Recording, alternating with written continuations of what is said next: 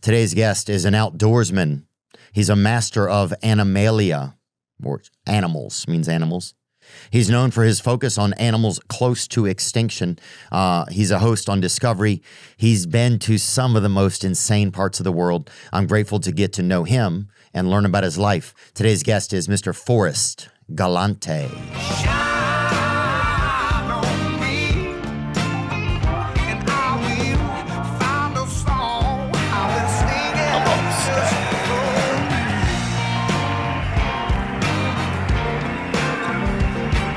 Yeah, that's the best, dude. Forrest Galante, thanks for coming in, man.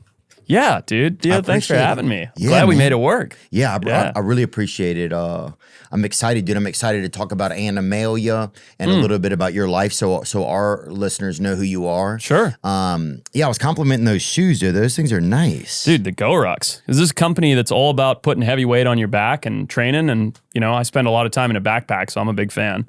Yeah, they look pretty springy, dude. I went with the boots. How do you like the cowboy boots? Is that your go-to? Are you a cowboy boots guy? About 2 days a week now. 2 days a week? Yeah. Trying to quit, though? Yeah. Yeah, I'm none of these 6 milligrams. Yeah, there you go. That's a heavy dose of boot right there. Yeah. Dude, what if they do come out with boots? Like, what if Zen or Alp comes out with a boot that has like nicotine in the rim of it, so it like soaks into your body, leaching into the feet. through your calves. Getting that little head buzz. Yeah, I'd buy them. Dude, I would put them on if I had to do a one of those field sobriety tests. There you go. There you go. Yeah, you're like, I'm good from the knees up. Yeah.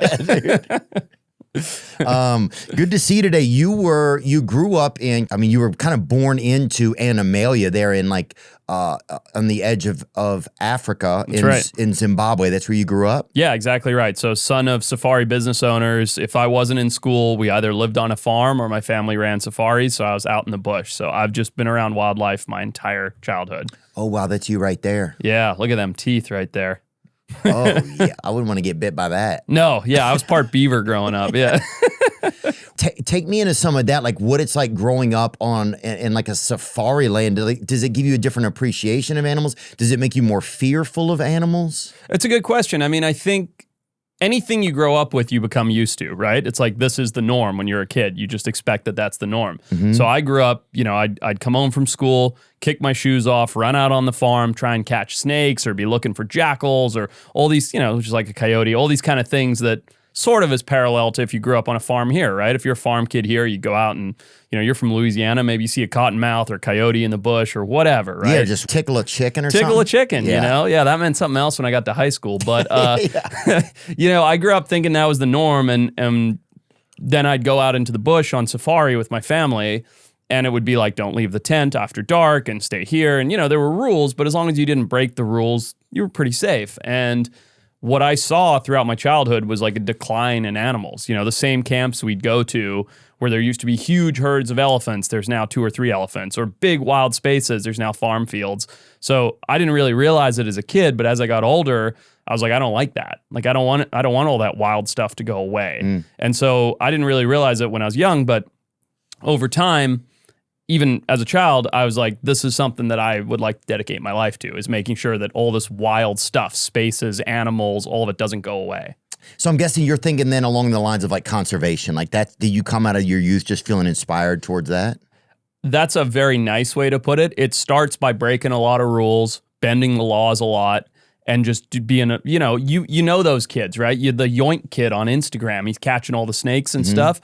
You're one of those kids. Got it. You know what I mean? And so in the U.S., there's a lot of laws against, you know, don't harass this and don't do that. In Zimbabwe, there's fuck all for laws, right? So it's just kind of do whatever. So I think that love and that appreciation came from fiddling with everything, catching it, trapping it, working with it.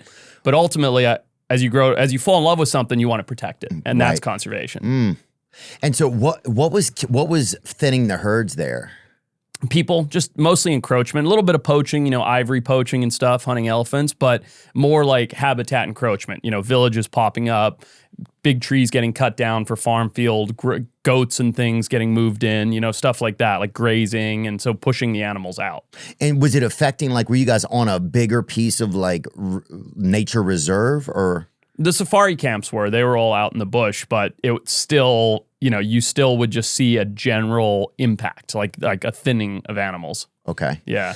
So did your family continue the safari business in Zimbabwe, or how do you get from there sort of to here into the U.S.?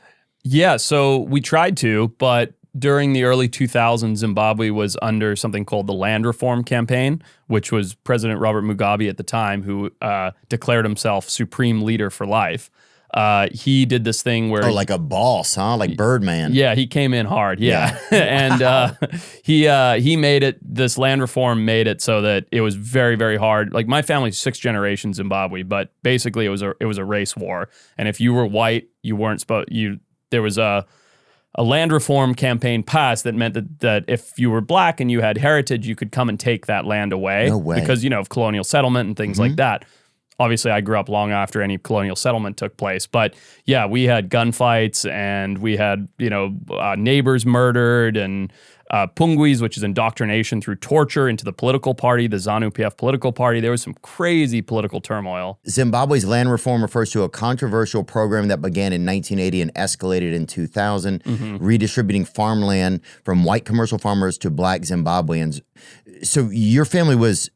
We were farmers. So you were farmers, and this happened as you guys were there? So when I was a kid, it says here in 1980 is when it started, which it may have, but when I was a kid, we never locked our doors. We didn't have barbed wire fences, nothing. It was very safe, very peaceful country. But in like 99, 2000, and then 2001 when we left, it got really bad really quickly. And it was sort of an attempt by Robert Mugabe to retain power for his party, the ZANU-PF political party. Oh, I see. So his party would feel like maybe they were going to be pushed out, and so he's like, I need to do something drastic right now in order to stay in. Exactly. And so I'm going to return this colonialized land to the people, from whites to the black to the black people. Exactly. Got it. Yeah. And so but you saw that like in neighbors, you saw people's lands being taken over, stuff like that? I saw a kid get shot in the head. We saw everything. It was crazy. Yeah. There were gunfights. We had these war veterans settling on the fence lines. We were the smallest farm in the Shamba district. That was where I grew up. And so we were the last ones to get taken because we had the lowest political incentive or financial incentive, right? So you look at the area where we lived, there were all these huge farms, right? $1 million a year plus tobacco farms and things. We were a tiny little Ulstrom area, which is an exotic flower farm. And so we were the last ones to get grabbed because why bother with us, right? We'll get them at the end. Exactly. Right. So we saw neighbors get murdered, these punguis, like I said, which is indoctrination through torture, crazy war chants, shootouts, everything. It was nuts for a little while. And would these groups just kind of come like in just trucks, like, and sort of, or would they come in like force? Was it the government coming, or was it just like citizens, black citizens? It was pretty much just citizens, like unemployed citizens, basically. Right. And for the majority, it was kids with guns. Wow. You're 14, 15 years old, you grew up maybe on the streets of Harare, and all of a sudden you have this dictator like president going, hey, those rich white guys over there, go get them. Right. And they're like, okay, know, they call it war veterans that survived the war. There were no war veterans. It was just kids with guns, like 14 to 20-year-old kids. Wow. And that's what, shootouts and all this. But all that being said, I don't want to paint a bad light on it. It was an incredible childhood. There was just a couple rough years there. Yeah. Well, one thing that's fascinating about Africa, even like places that I've been there, is you see the race, like the racial colonial, you see that. It's very evident in a lot of places. You also see a lot of like black leadership that comes into power and gets very desperate and will try to own everything themselves as well. It's a tribal mentality, right? It's like I come from this culture, whether it's Shona, Zulu, whatever it happens to be, and that tribe is like the way that I've been a dominant tribe is I dominate another tribe. Right. And this is not a racial thing. It's a cultural thing. And they get leadership, whether that's being a president or being a minister or whatever it is, and then how am I going to retain it? I'm going to dominate another tribe. Doesn't matter if they're white, black, Zulu, Shona, whatever. It's just I'm going to dominate. Yeah. And it's a crazy thing. I'll tell you a crazy story. I don't think I've ever told anybody this publicly. I grew up on a farm with 200 employees that worked on our farm, right? Like 200 people that pick flowers, blah, blah, blah. My best friends were all black Shona kids, Zimbabwean kids. And I remember one day going to school. I was 14, so I didn't really understand what was going on other than stuff was going bad. And my best friend, who had been my best friend since we were like 7 years old, we went to lunch that day, like a random Tuesday. And the prefects, which is like the older, like the seniors, right? They come out And they're like, you two, come over here. They're like, Forrest, go on that side. And I'm like, At school, you okay, mean? at school. Like proper school, like button down, like, very formal school. Right. Like, Forrest, go over here. And Malusi, go over here. Malusi was my friend. Malusi's black.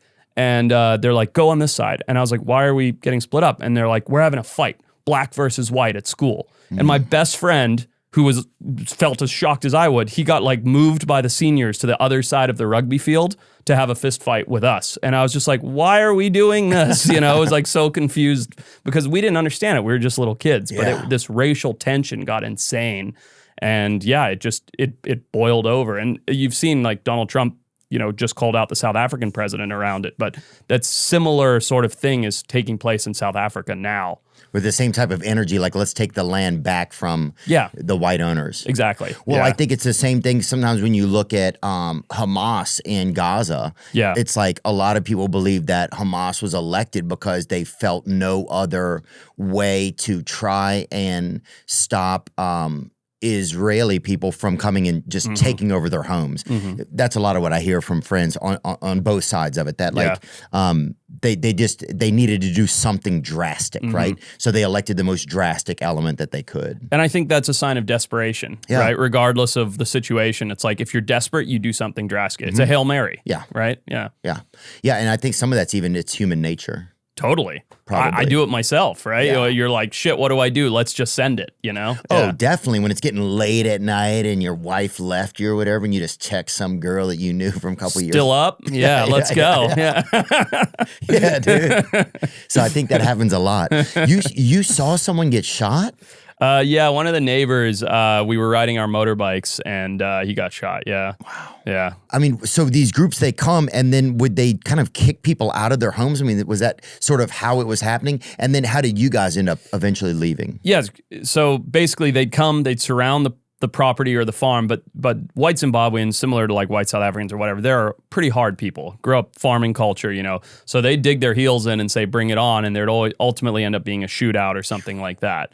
And so what happened to us, and I can't speak for every farm, but a lot of our friends, like a lot of their dads got murdered and all this other stuff. But what happened to us is my mom was a single mother with my sister and I on the farm at the time. And they surrounded our farm, and they said to my mom, they're like, we'll give you 24 hours to leave or we're going to kill you and take everything. And so my mom, and I remember I was 14, I ran upstairs and I grabbed my gun and I grabbed a knife and I was like, bring it on. And my mom like hit me and she's like, go get in the car, pack your shit and get in the car. And I was like, yes, mom. And so we left. So nothing bad happened to us physically, but it was just a very like ripped from everything overnight kind of situation. Wow. So Mama Galante had the sense, huh? Yeah, thank God, because I didn't. Still don't. Yeah. What happened to your dad? He wasn't there? No, they split up when I was pretty young, and he moved into town and remarried and all of that, and he just didn't want to have much to do with it. And your mother ran a botanical farm out there? Yeah. Yeah, Wow. ran the flower farm. Flowers and oranges. Was it pretty beautiful out there with the flowers? So beautiful. So we had these big masasa trees. We lived on a koppie, which is like a granite mountain with the house on top. Masasa tree, it's called? Yeah. I want to see it. It's really, yeah. Like your iconic African tree. Yeah. Dude, there's something so amazing about being in Africa. Where'd you go when you went to Africa? We've been to Kenya, to Mombasa. Oh, Mombasa, yeah, That's on the where we coast there. Mombasa. Oh, I'll tell you, this is just a funny story. It's different, but so we went to some bar there. It was called Florida. It was like they give it like an American name because they know that like Americans are going to come and totally and get off of cruise ships and stuff. And I was there. I was on a thing called Semester at Sea. It's like a floating university. Oh, you went as a kid? Yeah, that's cool. Yeah, and so it was pretty impressive. I worked in the bookstore on the ship, and you got to. And that worked as my tuition. So I got to go on this crazy adventure. But we're there, and one of my buddies, this little Jewish guy, he got a blowjob from a local, possibly a prostitute or just a like gray area. Yeah. From a nice gray area woman, cute girl. And he said that while he was taking his wiener out of his pants, that it cut on his zipper. And so now he's scared the whole time. He's like, we're in Africa. He's like, what if I catch something? Getting AIDS. He's getting AIDS. He totally. He's like, dude, I'm getting AIDS. He's like asking people. He's like trying to nonchalantly ask people about AIDS at the bar and stuff. So, dude. At Florida. He was so neurotic. He ended up ordering a glass of vodka, and it was like 3 hours till our ride was coming. And he literally stood over in the distance and put his wiener just into a glass of vodka and held it in there. I like the resourcewulness, though. Yeah. I feel like that would work. Shout that out- might be the cure. Shout out to my buddy Michael from South Florida, dude. He was an awesome guy. But anyway, that was one place that we went. Africa's a great place, man. It's wild. There's no political stability anywhere on the continent, in my opinion. But it's just such a great continent. There's so much wildlife. There's so much freedom. There's nothing you can't do there. You know what I mean? If you can dream it, you can do it. Which isn't always a good thing, because if you can dream of taking over people's houses, you can do it. But it's a crazy cool place. Yeah. So you grow up in this wildlife. I mean, everything about Africa, it's so like, even I remember being there, and like we would sleep at night with the mosquito nets. Like nature was just right there. Like it was like, so much so that, I mean, I grew up in Louisiana. We had mosquitoes, but we didn't have the nets. Like you had to keep these things, if some of them were big, you almost needed the Brooklyn nets standing there to block them off. You know what I'm saying? Like, but just the fact that nature's right there, you can feel it breathing in the distance. It always feels like there. So you grew up in that like dedicated, immersed in wildlife. When did you kind of feel like you wanted to have it as a career? Not until, can I tell you a quick funny story about mosquito nets? Yeah. So I grew up in this farmhouse, right? Like all open windows, no air conditioning or anything like that. Big open verandas and balconies and stuff. And we were plowing a field when I was probably 9 or 10 years old, found a baby monkey in the field, a little vervet monkey. Vervet? Vervet monkey, yeah. Okay. They call them vermin monkeys because they're like pest monkeys. And I scooped him up, was like, what's wrong here? That little guy right there. Oh, yeah. And doing blackface, too, first of all. Yeah. He's got to do something about that. Well, he may just be lashing back at Drewski, who just did whiteface the other day. Dude, I saw that. 200 million views or something. Yeah. It was funny, though. I don't know if it's bad or good, but it was funny. I think it's great. Yeah. Dude, when he's driving around, he rolls down his window. He's like, "You lost, boy?" And the guy's like, "No, sir." Like, it was so bad. We rescued And then he spits. And the funny thing is, he has that big hat on, so he has to like kind of move. He moves his head out the window. Dude, it's too much. I literally saw it this morning. I couldn't believe it. But take me through your story. I'm sorry, man. No, you're good. About mosquito nets. Long story short, I rescued this baby monkey. Turns out, and monkeys do this, his mother abandoned him because he had a heart murmur, like a bad heart condition. So he got dumped in the field, right? Because they do that then they can have another baby, and it takes a long time to raise the baby, blah, blah, blah. So I scoop up this little monkey named Chippy and bottle feed him till his eyes open, the whole thing. And he ends up growing up, and he's my bunk bed mate. So he'd sleep on top of my mosquito net. You know how there's like a round coil, and it comes down on a mosquito net? He'd sleep up there. And every morning as I get out of bed, he'd jump down off of that onto my shoulder. We'd go down to breakfast, and then he'd scamper off into the trees. And like, that's a good depiction of like how I grew up wild-wise. Like I had a monkey sleeping in my mosquito net with me. Like it was an awesome, awesome childhood. Yeah. Yeah, there's just something about being there, especially when you're in a safari house. Like one of, you get out into the bush, and then sometimes you'll stay at kind of like it's kind of a hotel in a way. Yeah, it was like kind of lodge. A lodge, yeah. And some of them would be nice, and some of them would be very bare bones. But it was like, you'd have the animal skin rugs, and you'd have the nets, and you just have a silence that was loud, but completely. It was like, God, it was like the thickest silence that ever was made. That's such a good way to put it. It was so fascinating. And your story reminds me of this guy. They had this guy, I want to say his name was Marco. Oh, I'm thinking of a guy, Dr. Wiggins. There was a guy, Dr. Wiggins, maybe John Wiggum. He had he raised his child with a monkey. Oh, whoa. That's cool. Oh, this is it. Sorry, Winthrop Kellogg. Oh, boy. Winthrop Kellogg's experiment, commonly known as the ape and the child, involved raising a baby chimpanzee named Gua alongside his own son Donald under identical conditions to study the effects of environment versus hereditary on development. That's crazy. Yeah, in 1931, Kellogg and his wife brought Gua, then 7.5 months old, into their Florida. It's always Florida. It's always Florida. There's nowhere else. Where else are you raising a monkey and an ape and a kid together? Florida, dude. It's got to be Florida. It's not like this is happening in London. You know what I mean? It's always Florida. That's our Africa. Yeah, it's our Africa. He into their Florida home to grow up with Donald, their 10-month-old son. Both children were given the same care and subjected to daily scientific observations. Can we see a video of it? There's no way this kid grew up normal. Oh, no.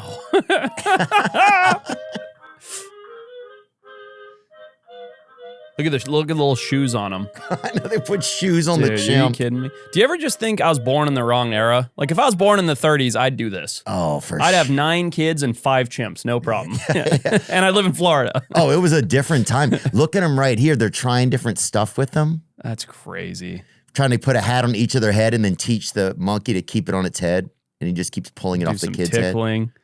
Oh, man, that's nuts. And they're just tickling both of them. Yeah, if you guys get to watch on the YouTube, I mean, this is absolutely It's ridiculous. bonkers. I've never heard of this. That's crazy. What were some of the findings? Can you go back? Oh, here we go. Gua learned many human behaviors. She dressed in clothes, walked upright. Ooh, used a spoon. That's crazy. Drank from a glass, opened doors, and imitated gestures of affection, sometimes outperforming Donald in motor skills and tasks. The Kellogg's concluded that there are definite limits to how much non-human species can be humanized. Towards the end, Donald began imitating Gua's chimpanzee vocalizations, raising concerns about potential language delays for the human child. Wow, so the human also ended up becoming more like the chimpanzee. Why did they end it? Did they say why? Because the chimp ate the kid's face. I know, dude. I mean, that's how these things always end. It really is, dude. It's like there's no good coming of this. Look, it's the same reason why we ended the pit bull circus that we were doing in our backyard. Yeah, right. Yeah, it ends one way. Winthrop Kellogg concluded that while Gua behaved like a human child in many ways, her physical and brain structure limited how human she could become, confirming the experiment's demonstration of hereditary limits. After the experiment, Gua was returned to a primate center and sadly died less than a year later.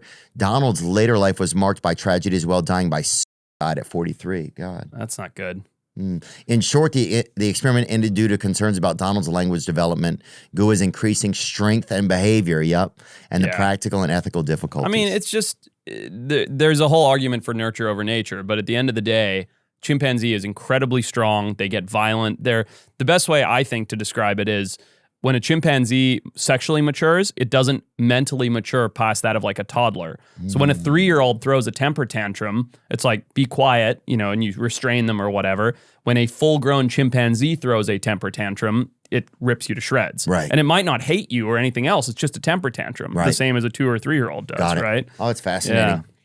Yeah. I kind of interrupted you though. You were talking about. We were going into. Oh, well, you know what you were saying? Sorry, I don't want to interrupt you, but you were talking about that thick silence that you get in Africa. Yeah. When you and I were texting last week and you were like, dude, I'm overwhelmed at the moment. To me, that is the most like that silence that you're talking about. That's what like brings me back, like, 'cause I'm on my phone all day too. I'm sure you are working and texting and emails and blah, blah, blah. That feeling, though, that you just described, that thick silence, that being out in the bush, you don't have to be in a tent in the middle of nowhere. You can be in a lodge or whatever, but being a little bit disconnected from modern civilization and more plugged into the bush and the wildlife, I think that's the most grounding thing, man. Yeah. And I think Africa, I do believe it feels like makes like the purest form of it. I can't explain it. I've tried to, yeah. I mean, they say it's the birthplace of civilization, I'm sure, for a reason. Mm-hmm. Right now, I'm going to look you straight there in your 2 eye holes right there. And I'm going to tell you, honestly, I've been taking Armra colostrum. Our health has become the punchline. From seed oils to stress, from toxins to pollutants, the modern world is screwing with our health at the cellular level. But here's the thing. You don't have to settle for feeling like garbage 24/7. Armra colostrum is nature's original health hack, packed with over 400 bioactive nutrients that fortify gut integrity, strengthen immunity, revitalize hair growth, fuel stamina, elevate focus, and help you function like a human again. Welcome back, buddy. We've worked out a special offer for our audience. Receive 15% off your first order. Go to tryarmra.com/Theo. or enter Theo to get 15% off your first order. That's tryarmra.com/THEO. I put Armra, put it right in my smoothie, bam. Daddy's doing good.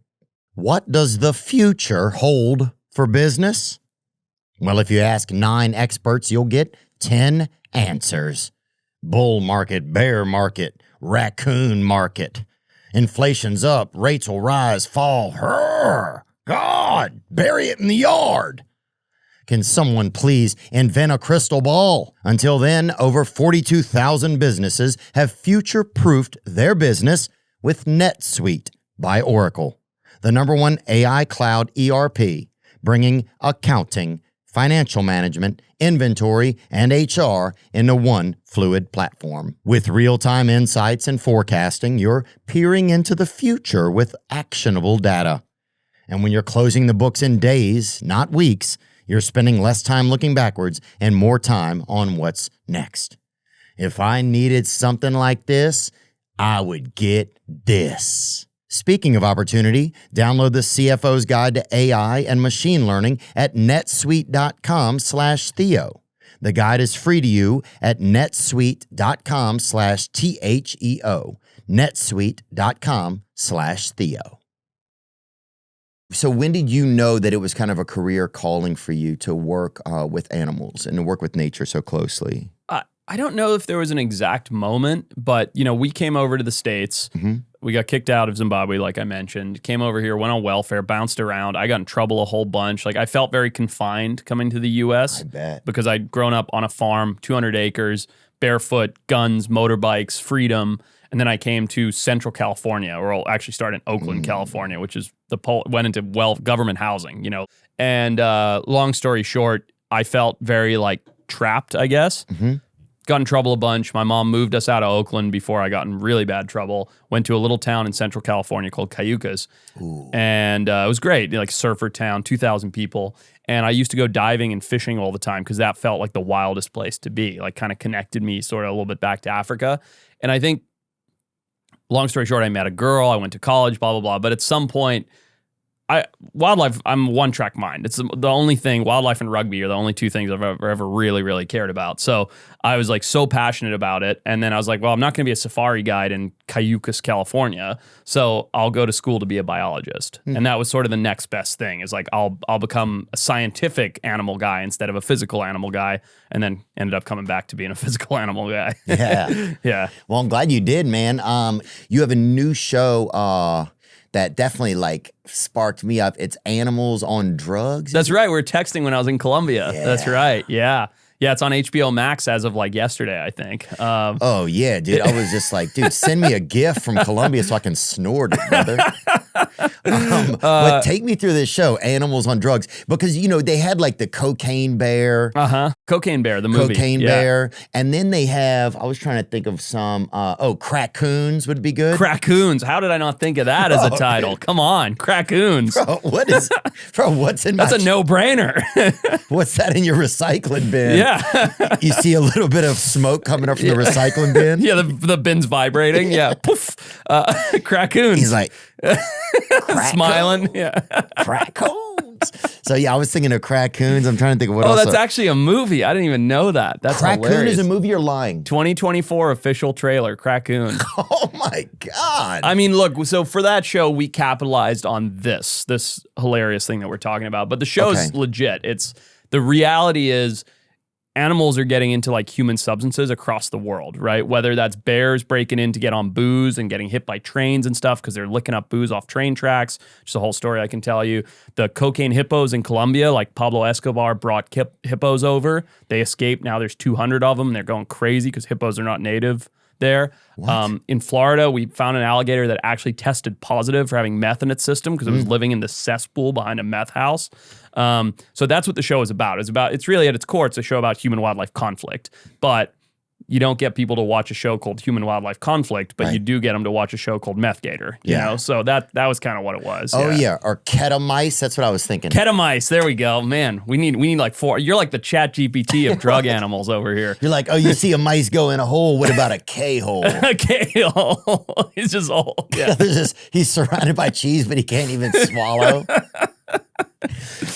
No, well, take me through some of that. So take me through the Escobar one. Is that when I was texting you in Colombia? Yeah. Yeah, what was that trip like down there? Sure. So, I mean, I had this idea to do that show a long time ago. And really, originally, I just wanted to go work on the hippo problem in Colombia. So for context, Pablo Escobar brought hippos to his personal zoo called Hacienda Nápoles in the 90s. Because he just wanted big animals? Yeah, he built this insane place down there. And so he brought in giraffes and elephants and lions and all this stuff.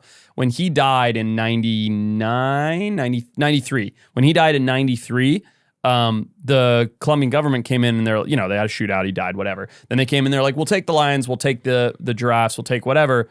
Oh, we can't do anything about these hippos. Like, hippos are gnarly. People think of hippos like Fantasia, happy, whatever. Hippos are gnarly animals.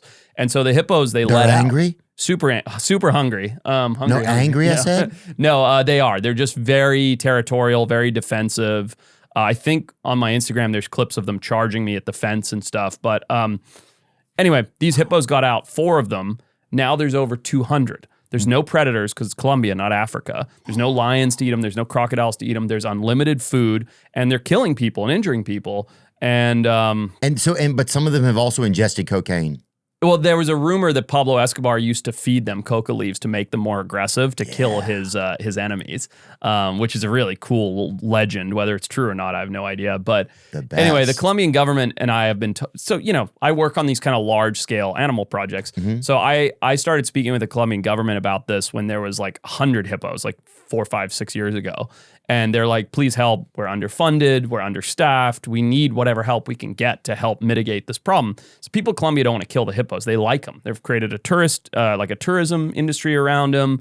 There's like kind of cute. The whole town there, where Hacienda Nápoles is, I'm blanking on the name of it now. It's like hippo themed. There's like hippo statues everywhere. They've created like a thing around them. But so they're dangerous, but also it's part of the culture now? Yeah, exactly. So it's a weird thing where it's like, okay, there's this huge invasive species that's super dangerous, but the average people love them. Like the people from Medellin will take weekend trips to go see them, and they don't want to kill them, but they don't want them to get worse because they'll hurt people. So what do? So we went down there and worked with the Colombian government, with Cornare, which is the organization down there, and we came up with this sort of threefold approach, which doesn't kill them. So it's castrating them, chemically castrating them, sterilizing them, and relocating them. So I went down there with tranq rifles and chemicals and vets and all these things and caught and snipped nuts off of hippos. Yeah. So chemically castrating. So take me on that. Are you finding them in the wild? Yeah. Okay. Yeah. So we build bomas, which are like giant, like funnel traps, basically. And then we bait them in with giant bags of carrots and beets and things like that. Boma, it's called? Yeah. There might be one on my Instagram. You might be able to find it.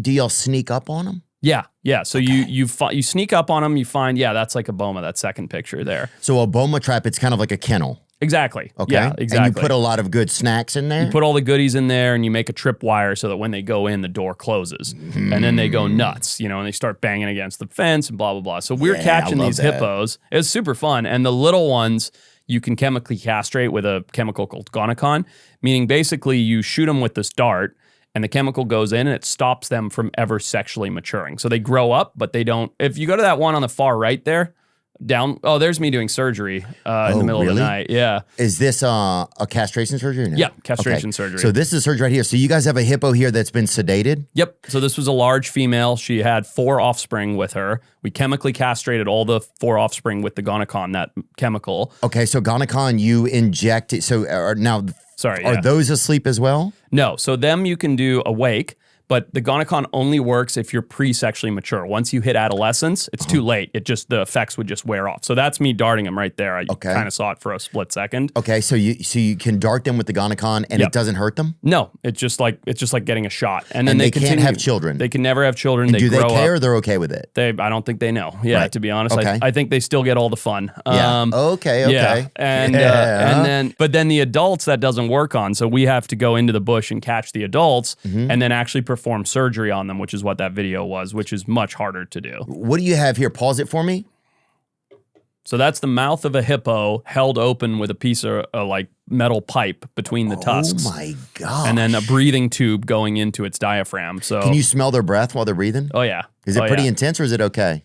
And they mostly eat they primarily eat vegetation, so it's not too bad, but it's kind of like horse breath. Like being at a salad bar or something? Yeah, they got some stuff in their teeth. It's hot. Like you get your head up in there and it's like with this big, hot, sticky breath coming out. Yeah. Wow, that's crazy. And so you have their mouth pried open, they're asleep. Yep. And so what do you do then in order to, because you have to castrate them a different way. Yeah, so the males are easy. You just grab the nuts, lop them off, sew it up, right? Takes a few minutes from when they go to sleep. And you reach in through their mouth to do it? No, you just go downstairs. Well, why are y'all doing this then? That's just to keep them breathing and alive. So see, there's a pipe in the bottom right there, bottom left. That's a breathing tube.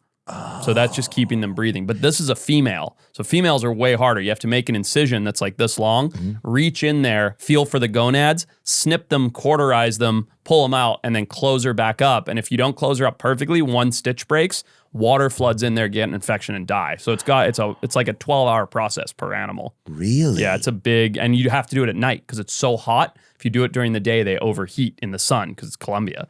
So like you catch them, keep them as calm as you can until like 9 p.m. Then you start putting them to sleep and work all night and release them at like 4 or 5 in the morning. Wow. And so how many people does it take to really pull this off, honestly? Honestly, we probably had a team of 30. Yeah. It's a big to do.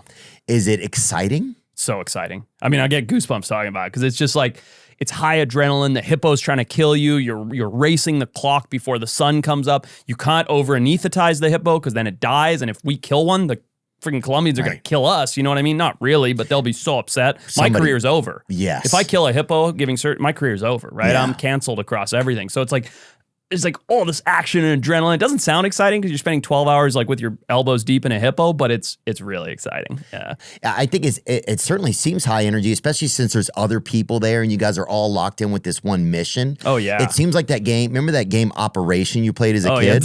Yeah. Yeah. It seems like that, but at like the highest level. That's right. Yeah, exactly right. It's fun, man. It's cool.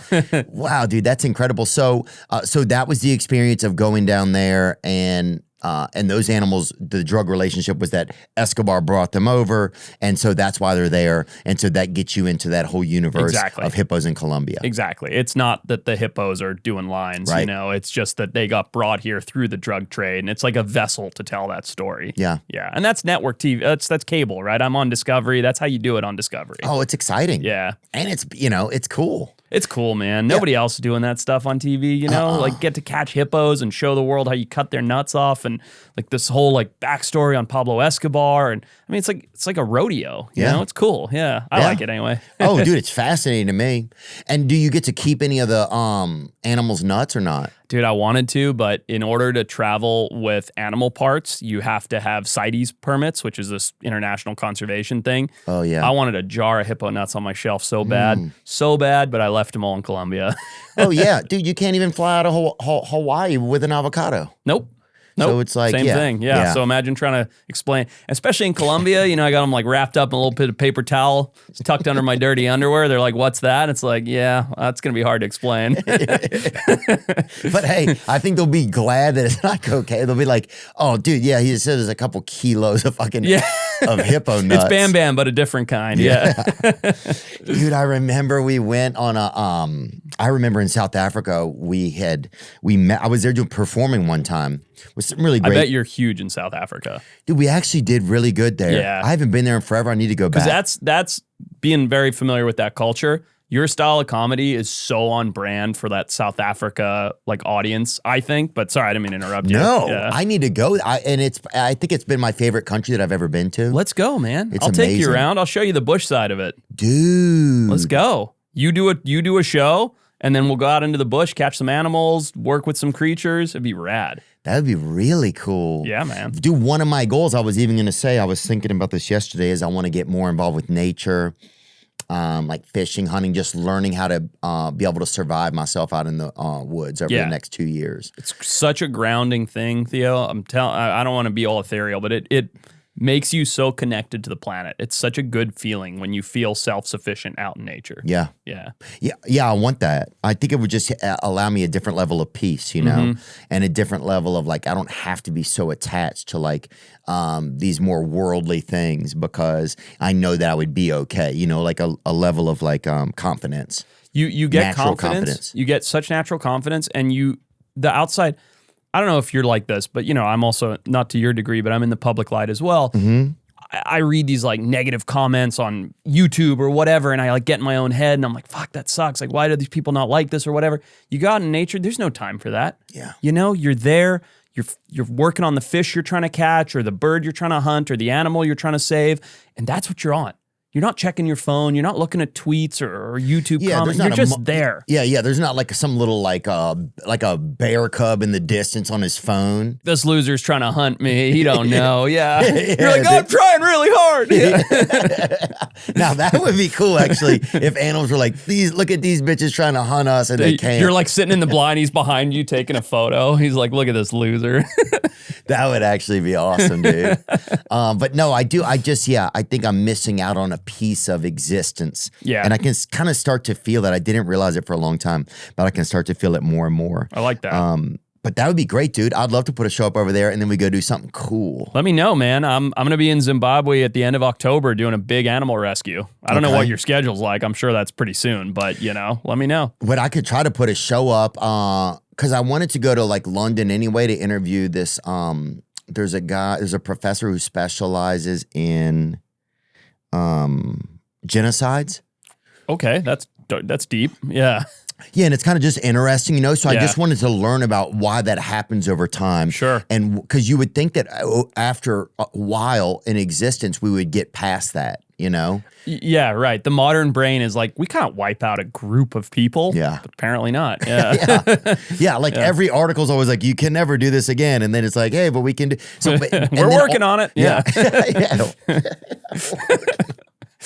But then it's like, in the end, you come back to some sort of survival. And sometimes survival is a sickness, I think, in people too, in a way, What do you mean? Like, how is it a sickness in people? Well, just the fact that you would throughout history, there's been genocides and then people have annihilated other cultures. I mean, it used to be like a badge of honor. Totally. In a way. Like, look what I did. Right. Yeah, like conquering and stuff like that. And that's kind of who's to say that that's right or wrong. I'm judging it through my perspective today. But at the time, it was probably the most regal thing, But doesn't it go back to, and this is not my area of expertise, I'm not an anthropologist, but we're Homo sapiens, right?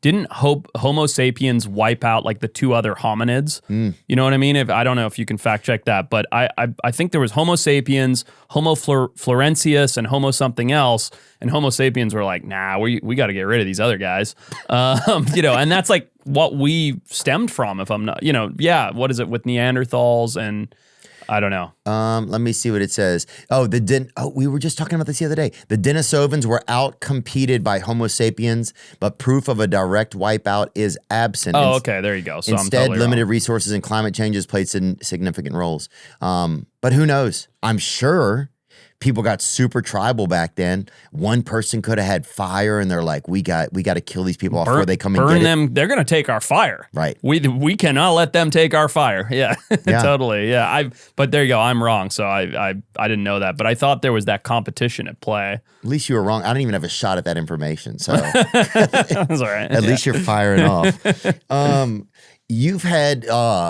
You've had some. Thanks so much for coming, dude. This is awesome. Of course, bro. It's so much fun. Yeah, it's great. I want to get you out there, or at least see you go out there into nature and get connected with it. I would love to. I think the South Africa thing is the thing. Because let's do it, dude. I think it's big, and I love South Africa, and I would love to go over there for a show and just get to have a new experience there.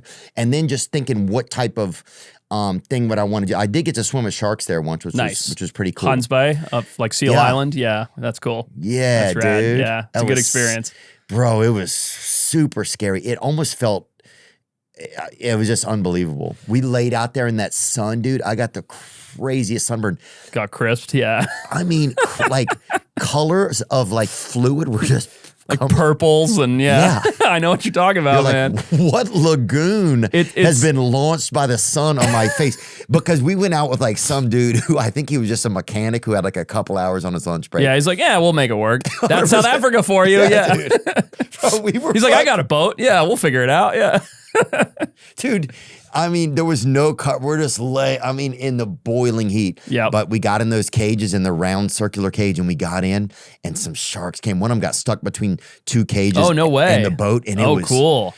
That's rad, dude. It was hairy. I got to reach through and touch one of them right on the head. I can see you getting fired up on it. That's the best thing about like an adult reconnecting with nature. Not to say you're totally disconnected, but you get this kid-like enthusiasm and sense of wonder that's been gone since you were like 7 years old looking at earthworms. You remember when you're a kid, you flip over a log, you're like, whoa, Dad, look at this earthworm, you know? Yeah. That goes away because you become an adult and then you get back into it and you're like, oh, that never really went away. I just like went a different direction. Yeah.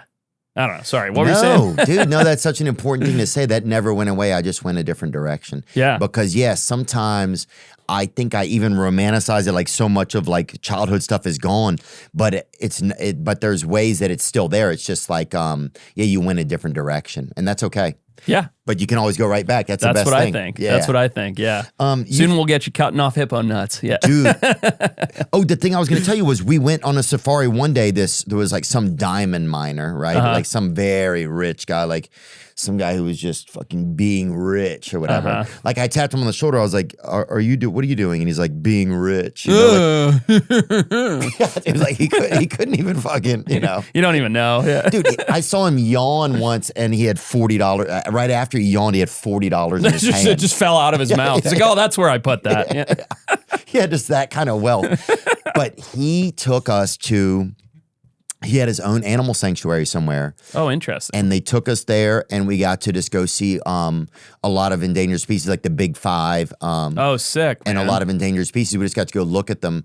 And then 6 weeks later in my inbox, in my email, I get an email from him. He goes, oh, that's it. Oh, that's brutal. Dude. Oh, the rhino. Yeah. And this, I cannot believe he just found this. And he sent me this picture and he goes, the rhinos that you guys went and saw a few weeks ago, poachers came in the night and cut their horns off. It's so brutal, man. It's an ongoing war over there for the rhino ivory thing. Yeah, it's brutal.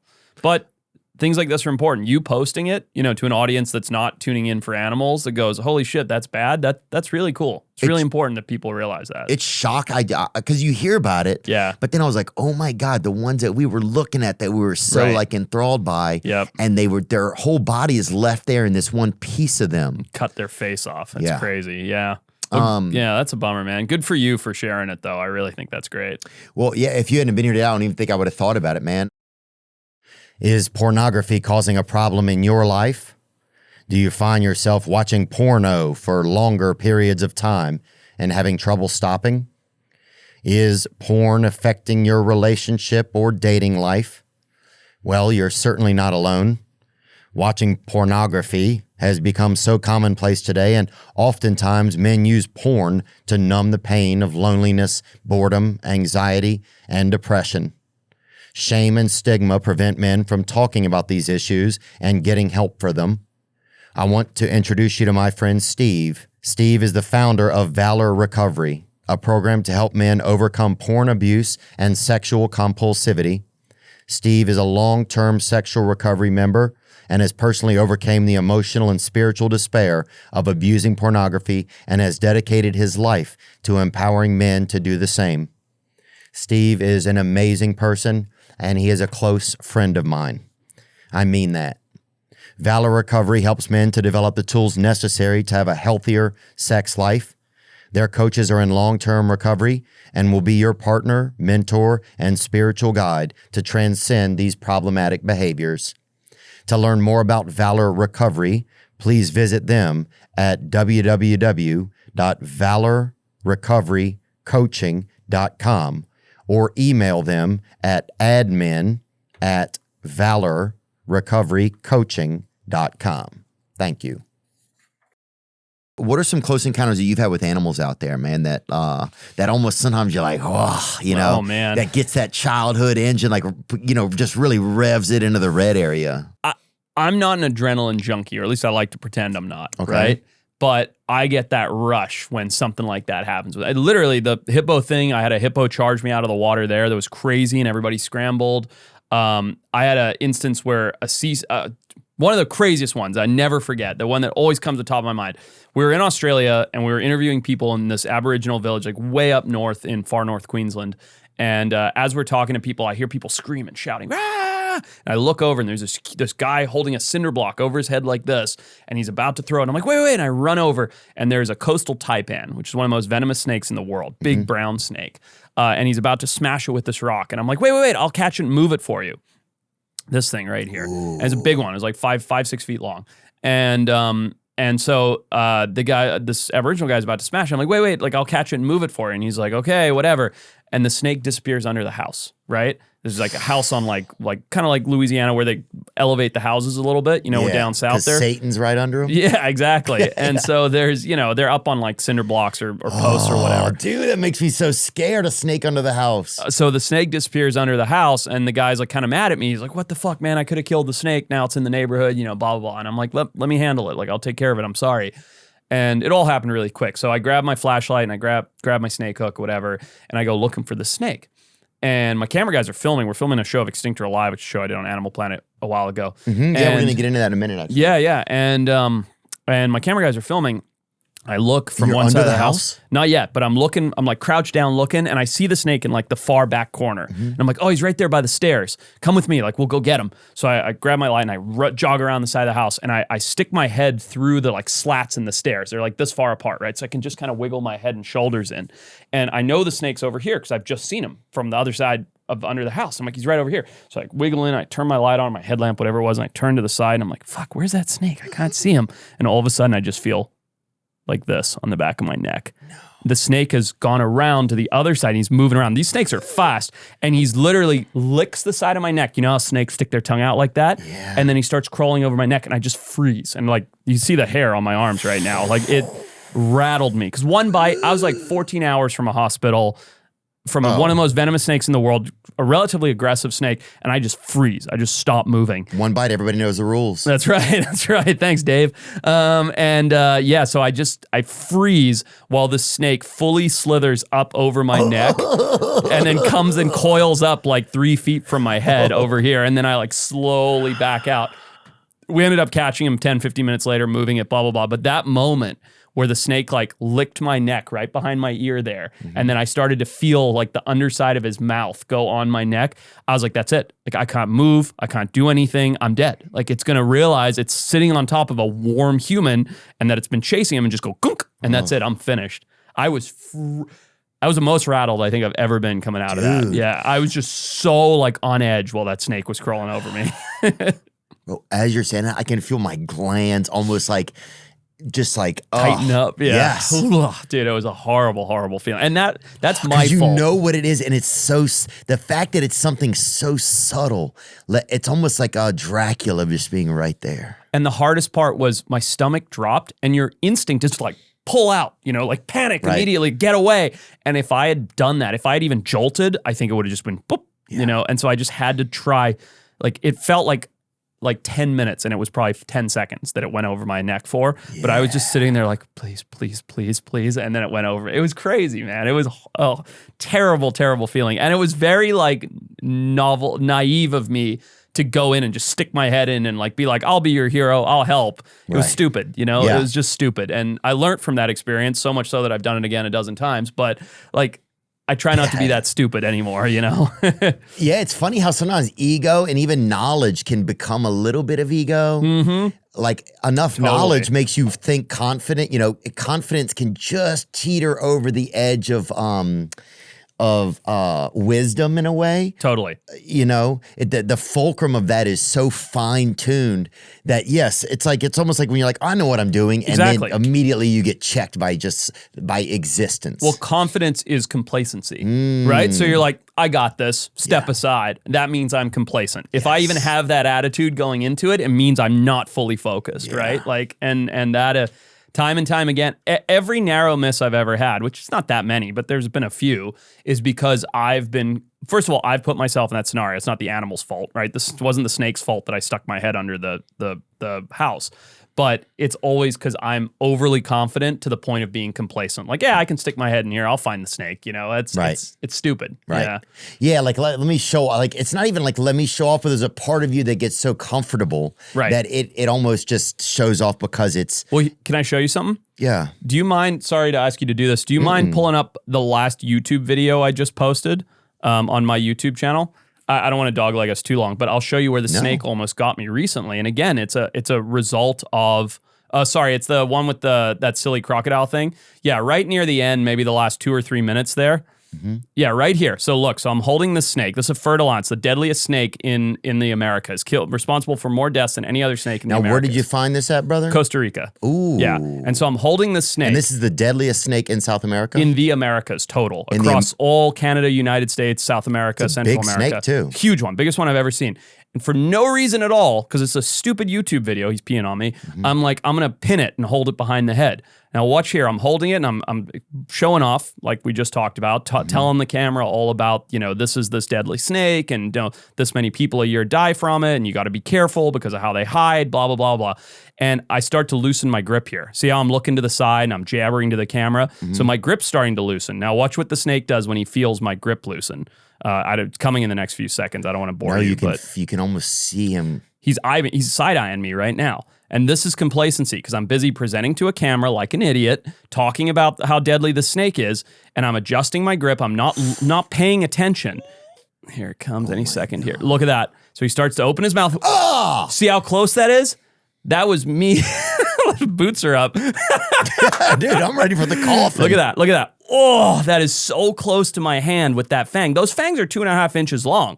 So he was maybe 1/4 of an inch from getting me, and that would have been my hand gone. Play that one more time. Play that strike. There's that slow-mo strike just a few seconds back here. Look at this. Boom.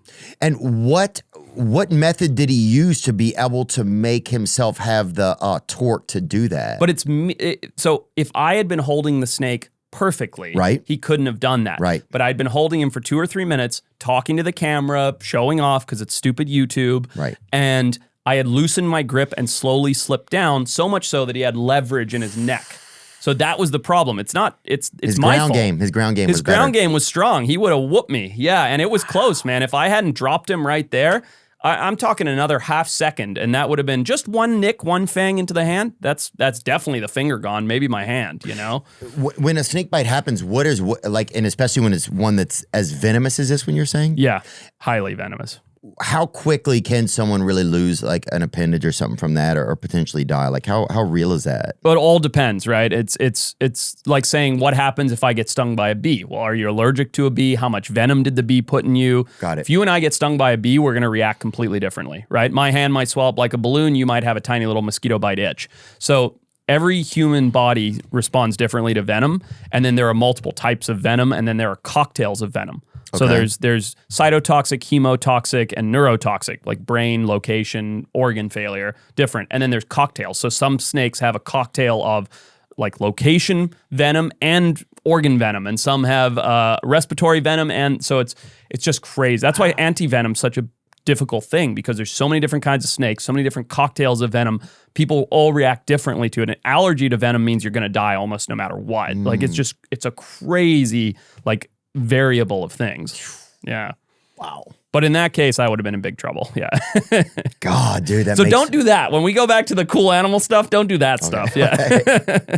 Are there moments where you feel like some animals are of God and some animals are of Satan? Do you ever feel like that? Hippos are of Satan. Really? They're such angry freaking animals. And there's a few animals like that, like cassowaries, if you know what they are, big vulture, velociraptor looking birds. There's a few animals that just... I'm not very religious, so I'm using that term as jokingly, but there are some animals that just have terrible attitudes. Scroll down real quick. Check out that one where he's kicking, I saw it a second ago, he's kicking the guy's board. Like, look at that. These things just come at you. They've got these talons, this head. Hippos are the same. If a hippo sees you, it's gonna charge. A Cape buffalo, like in Africa, they call them the Black Death, because when they smell you or see you, they don't think about running, they just think about charging. And it's just, some animals just have this attitude, and I don't think it's an ethereal thing. I think it's that hippos and Cape buffalo and cassowaries, they've grown up with tons of predators. Historically, they've been hunted, so they're defensive instead of their fight or flight is just a fight response. Got it. Do you know what I mean? Like, right. That's the way to explain. Other choice, right? Yeah, and that is just scary to work with those animals, because at any given time, they're going to turn on you versus run away from you. Yeah. Have you encountered, like, I'm sure whenever you get out into these worlds of animalia and some of these worlds where you probably don't even speak the language, have you encountered people that are as dangerous as the animals? Way worse. People are always, every close call we've ever, I mean, not including those snake things or whatever, but every time that I've really felt threatened, which isn't like an instant spur of the moment. When you feel threatened from an animal, it's like, okay, it nearly bit me, that's over. When you feel threatened on a whole, it's because humans are so unpredictable. A good example is you're working in a country that has political unrest and they know that you've got money because you've got cameras or whatever. And now the government's got to get you, the mafia is going to get you. They've sent, we had this instance in Myanmar where the government wanted to get us for having a drone and we had to flee. And like, those are the scariest things, is the human element. And of all the places I've ever been, and I know this is an anomaly, but of all the places I've ever been, Papua New Guinea, the last time I went to Papua, I've only been once, but the time I went to Papua New Guinea, in 14 days, I saw 2 people get hacked by machetes.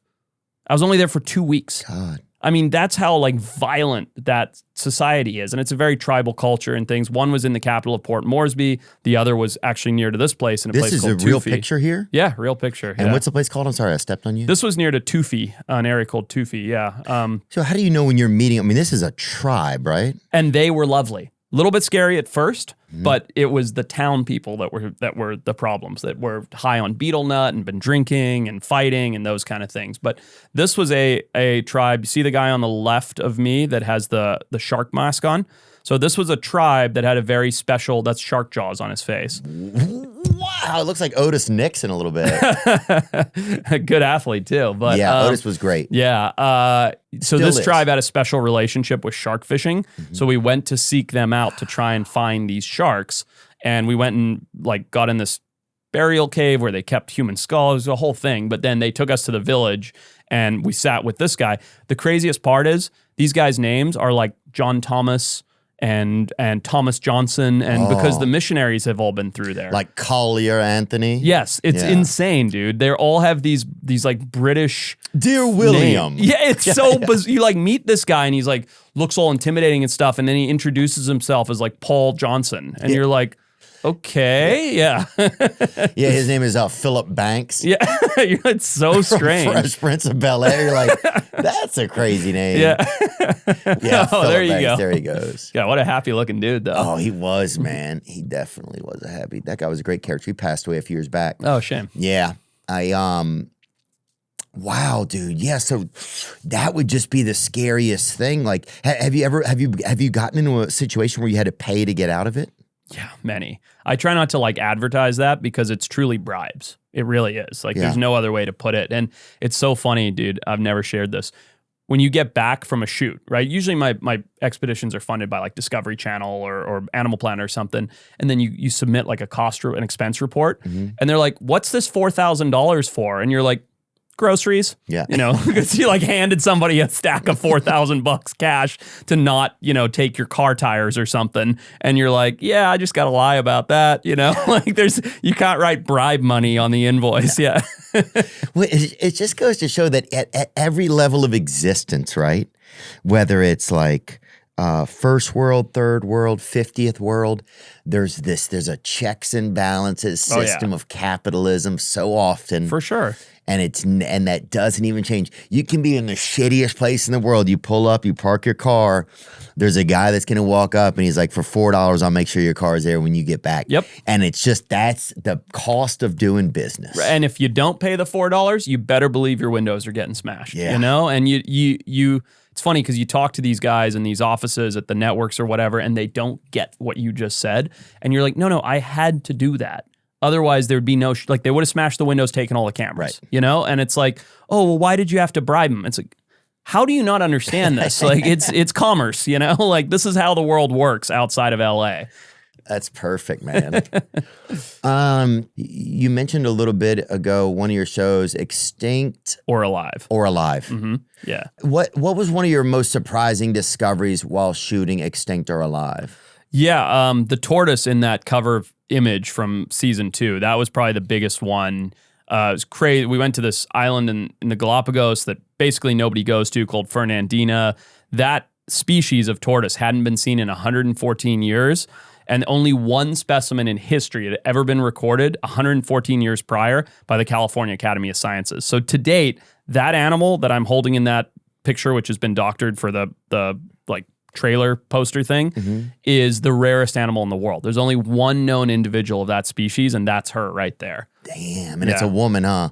It's a girl. Yeah, her name's Fern. Women, they're survivors. Yeah. Dude, chicks are like, we're talking about survival and stuff. Girls are so much better at it than guys. It's not even close. Is that in the animal kingdom as well? Oh, I mean, I was talking about humans, but yeah, probably in the animal kingdom too. I mean, like, I feel like females, girls, women, whatever, they have more to fight for because they have kids to protect, That's a good point. whereas a male, I'll just make more kids. You know what I mean? Like, I'm not investing all of my body energy into raising this one young. Like, I'll just go find another mate. Yeah. And I'm talking on like a very base evolutionary level. Like, For sure. it's just like, I'm going to spread my seed. Whereas it's incredible how like tenacious and hardy female animals, women, everything are. It's crazy. Oh, dude, I think, and also men have that, they have testosterone in them that like, it's that I'm going to put my hand in the fire. Exactly. So right there, you're going to lose 30% of dudes right there because they're trying to taste a fucking car that's going by. So, stick my tongue out. Yeah. Let me look right here. In the animal kingdom, are females generally better at survival than males? We looked at it on Perplexity. That's what we like to use. Females in the animal kingdom are generally better at survival than males. In a large-scale study of 101 wild mammal species, females lived an average of 18% longer than males in more than 60% of those species. For most mammals, including species like elephants, lions, and seals, females surpass males in longevity. The difference in lifespan between the sexes is often more pronounced in the animal kingdom than in humans, where women live about 7.8% longer than men. We're expendable. Yeah. Like, think if there's one guy and 100 girls, you're repopulating the planet. Right. If there's 100 guys and one woman, you're not. You know what I mean? Like, we are expendable. Males across all species, for the most part, are expendable. Fuck. Sorry, bro. No, I felt I knew something was off. Yeah, that's it. Yeah. Ugh. Damn it. Should have been a chick. I know. I gotta wander around with I gotta get some new knee pads. I'm gonna have to get some protective armor. I get some new knee pads. I gotta get some protective armor, dude. That's for sure. The idea that you're gonna find like extinct species is such like it's a cool sport, right? Yeah. Because it's chasing this Atlantis in a way, kind of. It's the most ultimate form of hunting. Right. You're looking for the rarest thing in the world, so much so that the whole world thinks it doesn't exist anymore. Yeah.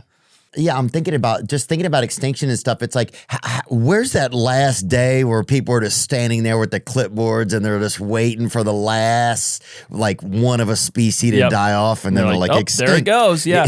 Well, it's what classifies something as extinct? That's a great question, and that's part of the premise of like why we made that original show, Extinct or Alive, is like, it's for the most part, and I'm oversimplifying, but it's some stuffy dude, British dude in a smoking jacket going, yeah, yes, I believe this is gone, and then he like checks a box.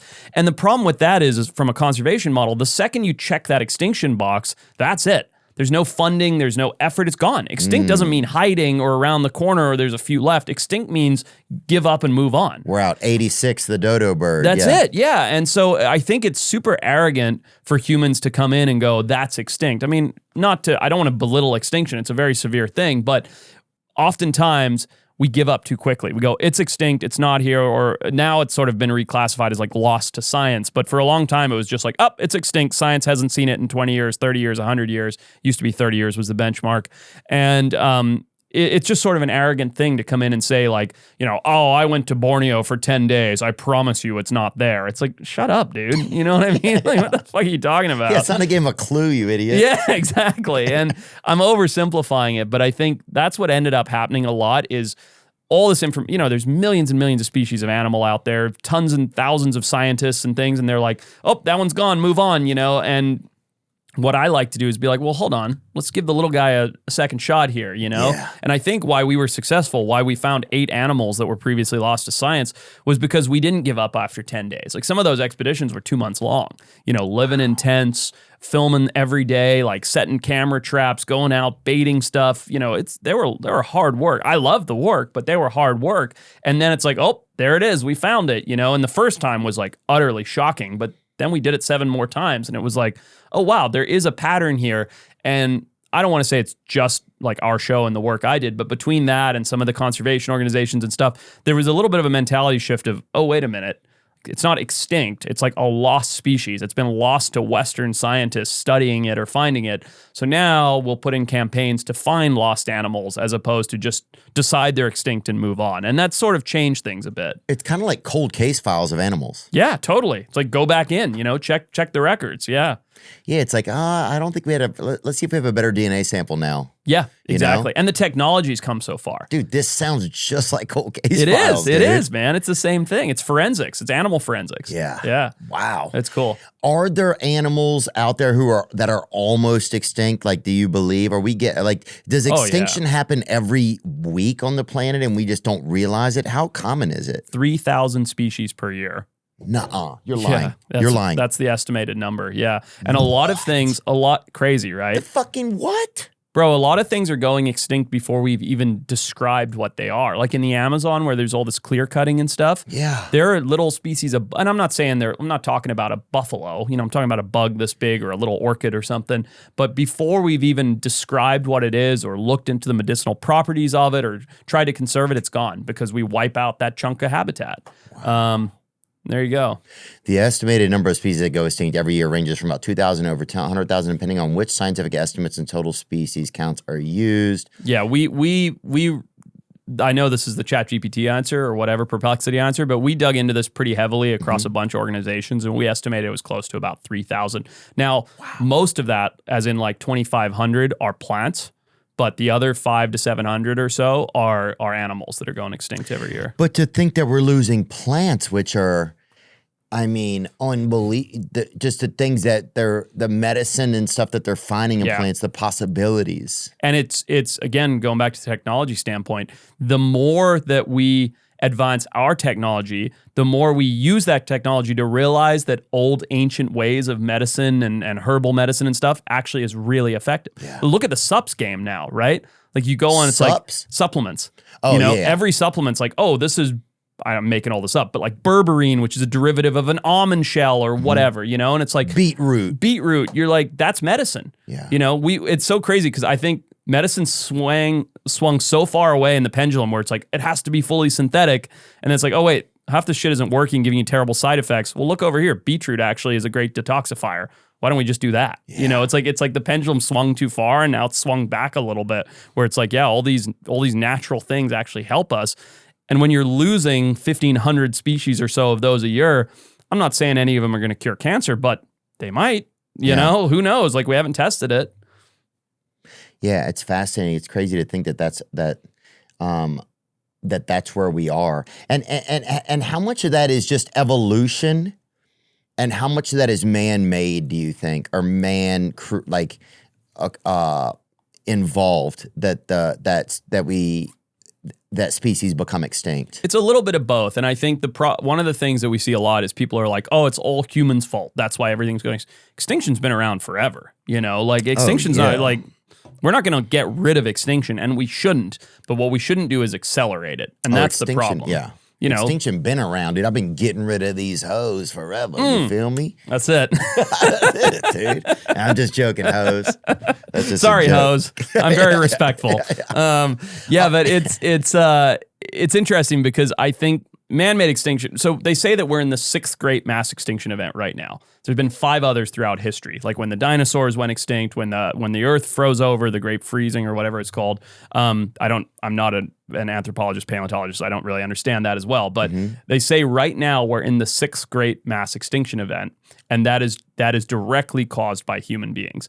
So my thing is like, we shouldn't end extinction. We shouldn't stop extinction. We just shouldn't be like racing towards it as much as we can. And when you're killing like, 8 million sharks a year or whatever it is we're fishing and cutting down 1,000 acres of rainforest, I'm making all these numbers up, 1,000 acres of rainforest a day, we're like racing towards extinction. We're like, how fast can we get rid of these things? And that's the problem. Like, that's where we need to just reassess.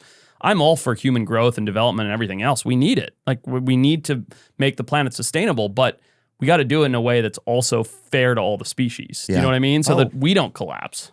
Kind of on this topic, I have a question about extinction, like, and the idea that I know there's companies now that are bringing back or attempting to bring back extinct species, right? That's been something that I know you're kind of close to. Yeah, Deextinction. Yeah. Deextinction. But first I was wondering, do you think that after a lot of your time being in nature and spending time around nature and animals, do you feel like humans are supposed to be here? Or do you feel like we are an additive or a deterrent? It's a really interesting question. What we should be as humans is docents of this planet. We're the smartest creature on this planet, bar none. Docent, right? What does it mean? The guardian of the planet. We should be the ones cultivating this garden that is planet Earth and taking care of it.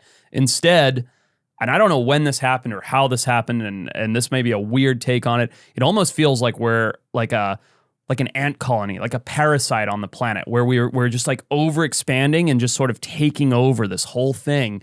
And I don't think we intend to do that, and I don't think there's a single human being on this planet that's like, we should wipe out everything, we should take over. But everybody like running on their hamster wheel of survival and needing to eat and needing clean water and needing new shoes and blah, blah, blah, it ends up being this sort of almost like parasitic thing on the planet. And instead, what I think we need, and this is such a weird answer, but is this sort of mentality shift of like, okay, there's a lot of us. There's 8 billion people here, or 10 billion, whatever we're up to now. How do we take care of the planet so that the planet takes care of us, instead of how do we industrialize as much as possible and take from the planet? And I don't think people want to take from the planet. I don't think generally they do. It's just, I believe we should be here. We're supposed to be here. But I think we've lost sight of the fact that as the most, what's the Peter Parker quote? With great power comes great responsibility. We have that power. We need to be responsible for that planet. Yeah. Yeah, I almost wish there was like a breathalyzer for people that were in power. Interesting. So you could just see if they're fucking like, all right, just blow in here. Make sure you give a fuck about. You good? You good? Here, blow. Yeah. Have you watered your plants at home today? Yeah. You know what I'm saying? You good to drive this planet or not? Yeah. Yeah, dude. Hey, I'm gonna need you to pull this planet over to the side of the road for a second. Yeah, let's take a quick look at you. Yeah. Dude, that's hilarious, bro. Thank you, bro. That's so funny. But yeah, I don't understand why, if we can tell if somebody's drunk, we can't tell if they have a moral compass when it comes to trying to be ethical, or trying to care about things outside of themselves, But maybe that's coming. I think it's coming, and I also don't think, like, I hate the idea of me sitting here and going, Theo, don't use a plastic bag at the grocery store. Come on, man. And like guilt tripping you. I use plastic bags at the grocery store. Yeah. But you know what I mean? It's like that, what's the bigger offset? It's like, okay, like fine, we shouldn't be using as many plastic bags, but also like, let's just make smaller choices that add up that don't impact us. You know what I mean? It's like, don't be preachy, just care a little bit. Yeah. It's it. It's not that hard. You know what I mean? Yeah, and I think also that some, we're all at such the whims and responsibilities of so many bigger corporations, not to put it onto them, because we all play a part in our own governance as humans and just governing ourselves. But the fact that, that we live in societies that have dirty water, just the things where you're like, what are we doing? Yeah. Right? Like, we could be doing so much better than this. I think so many of these things are becoming cool and mainstream, though. I just saw a thing from Mr. Beast a couple days ago where he got like, I don't know the number, like 1 million people clean water. That's as mainstream as it gets, man. He's the biggest YouTuber on the planet, and YouTube's the biggest medium on the planet. Like, I think that's awesome. Yeah. Like if you're making clean water for people that don't have clean water mainstream, how cool is that? Hell yeah, dude. Yeah. I've been hearing about this initiative for a while. Let me see. Mr. Beast launched his Team Water campaign in August 2025 to provide 2 million people with clean water. 2 million people. Heck yeah. That's so cool. Like, How much cooler is that than like, watch me drive my Lambo or whatever, It's like, this is mainstream now. Bro, 100%, especially the fact that everything's becoming privatized. The fact that the government of Michigan couldn't do this for their people. Right. But here, Right. And individuals doing it as opposed to a nation or a government. That's badass. And I think I'm always an optimist, but I think the world is going to like follow suit. Like I feel like so. When people like Mr. Beast are leading the charge, everybody else can be like, yeah, this is rad. This is awesome. Well, it's funny that somebody who had to come along to take care of like help the environment had Beast in their name, It's kind of badass. It is pretty cool. It's pretty cool. Yeah. Especially for a vanilla white guy like Jimmy. Yeah. The campaign's core promise is that every dollar donated provides 1 year of clean water for someone in need. That's awesome. So cool. Yeah. Yeah. And I think, not that I'm anywhere near a Mr. Beast level, but like this is what I hope to do one day is to make wildlife conservation and science mainstream and cool. Yeah. It's like, if it's cool, people will do it. Yeah. Yeah, I agree, man. I think you're right. I think having the attitude that that's where we're headed, that let's take some of this stuff out of the government's hands. Let's put it into people's hands because a lot of government has gotten so corrupted and can be so corrupted. Even going back to like what you're talking about in different countries and where you grew up and how like the influence of government can get so it can get so desperate. Definitely. Whereas hopefully the heart of an individual human and individual humans overall can hopefully remain can remain more hopeful and uncompromised. You would hope. No organization, government body, NGO is going to have the passion and the drive of an individual. Obviously, Mr. Beast thing is clean water for people. Right. Nobody, I don't care if you're the government of the United States, you don't have that same passion that individual has. You know what I mean? And that's where impact comes from. It comes from that passion. It's so true. And you start to realize that sometimes too. Like, you're like, oh shit, I see how somebody cared. Yeah. And they just kept caring. And they just kept doing it. Yeah. And they just kept hammering it until we all cared. And it started to figure things out. Yeah, it's rad. I want to talk about the de-extinction, right? Sure. So take me into some of that world. There's a company Colossal Biosciences. Colossal Biosciences, who recently they were in the press with recreating the dire wolf. That's right. Yeah. Was it actually recreated? Yeah. So there's some interesting stuff here. So our buddy Joe Rogan, I connected him with Ben Lamb, the CEO of Colossal, and they went and spoke about it. And I'm a conservation advisor to Colossal. So can't tell you much about genetics because I don't know much about it, but I know a lot about conservation. So I help say, here's where we should put the dire wolf if we release them, that kind of thing. The conservation side of it. Not going to release dire wolves, by the way. But that's the role that I fill there. So I'm luckily on the inside of this de-extinction thing. The dire wolf's interesting. There's a woman named Beth Shapiro who's in charge of it, and she can explain the genetics wholeheartedly.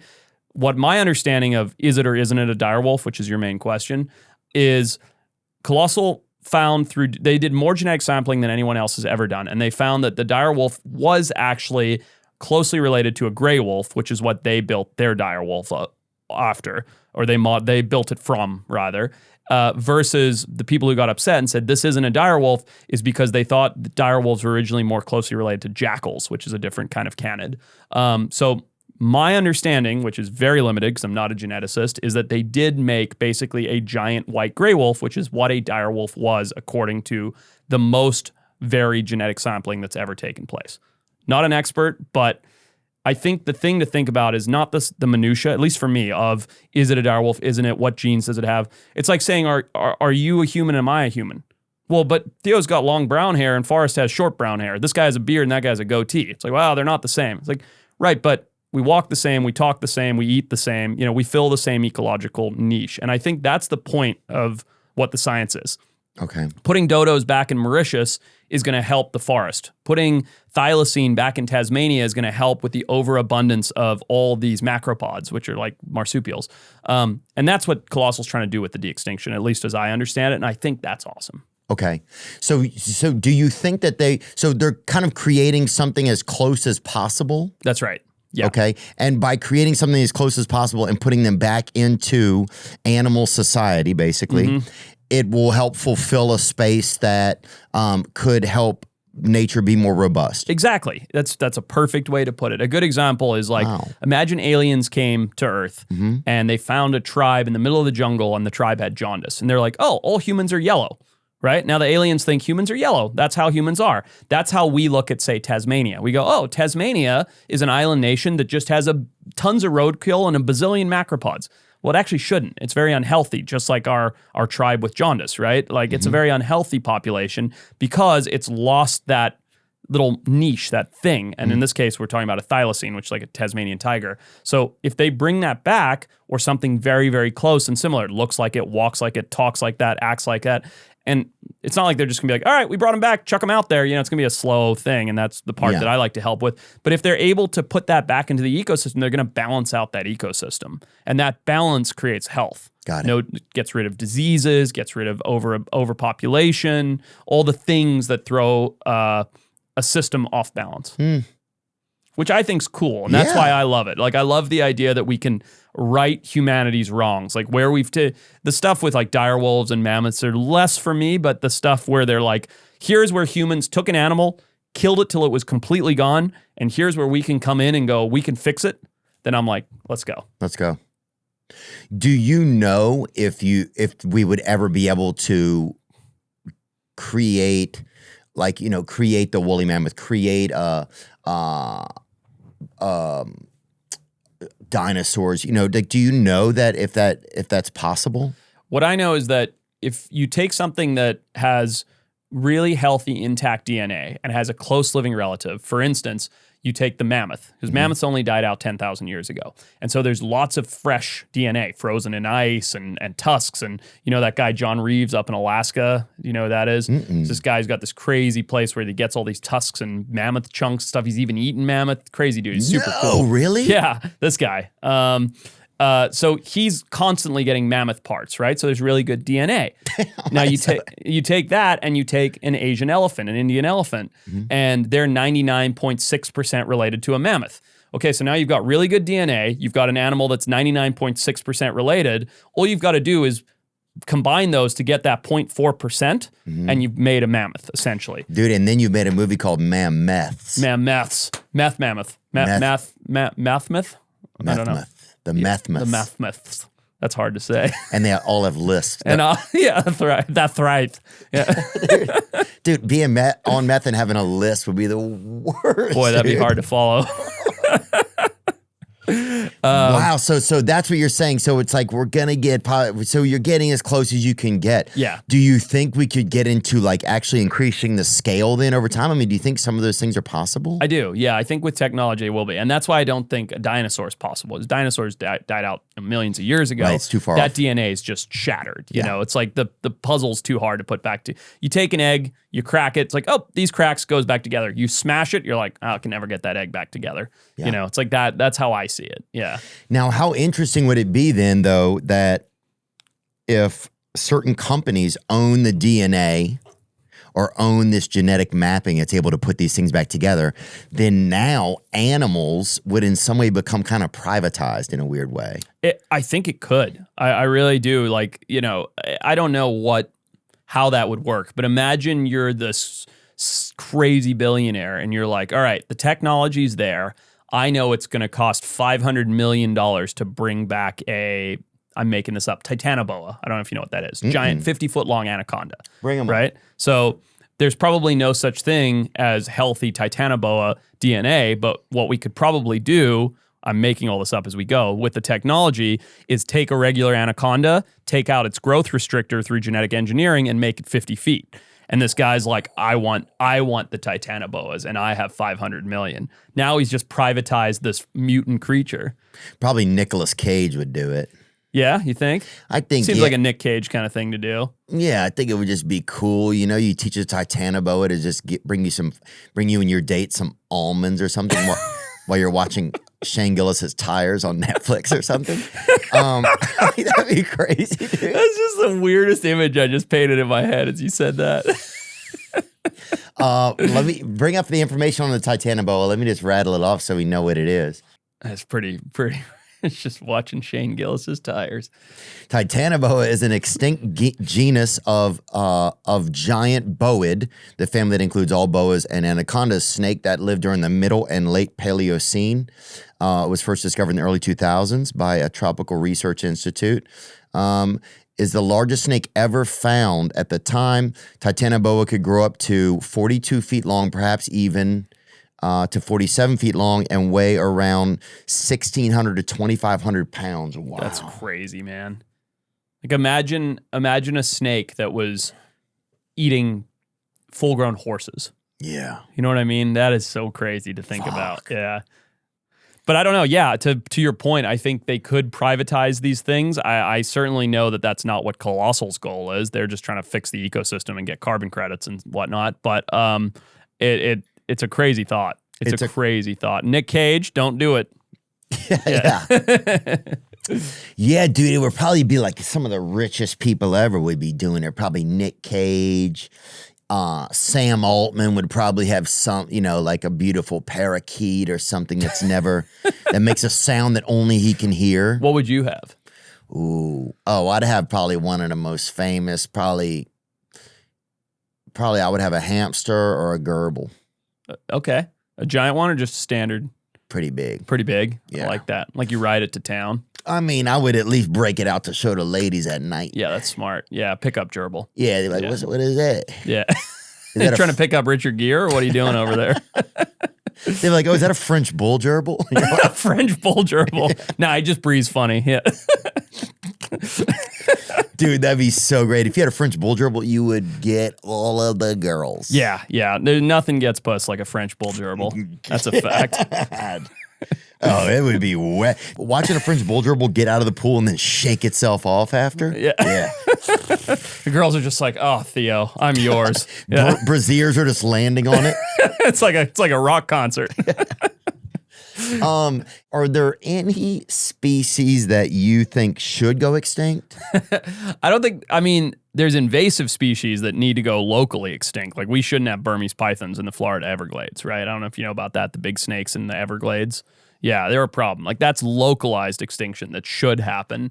But that's, again, because we've caused a problem. There are other animals, and this is a very unpopular opinion, they're trying to make themselves extinct. Panda bears, Theo, if you're at a zoo and you go to a mama panda bear and you offer her an apple, she will hand you her baby for that apple. Nuh-uh. True story. You can literally find a video of what I just said.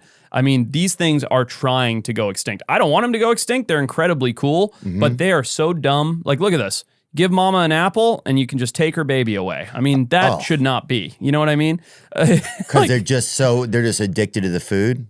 They're food motivated. They're bad parents. They're sort of a creature that, and I don't want to see them go extinct. I think they're super cool, but they're sort of a creature that naturally was probably edging towards extinction before humans intervened. Another good example is the great auk. So this is a bird that once had colonies of millions and millions. The great auk. Great auk. It's like basically, so penguins are from Antarctica, the south. This was kind of our version, the northern version of a penguin. Ooh. Yeah, northern penguin. Let's go. And they had these huge colonies of millions of birds, but during when down feathers became a thing, we drove them to extinction.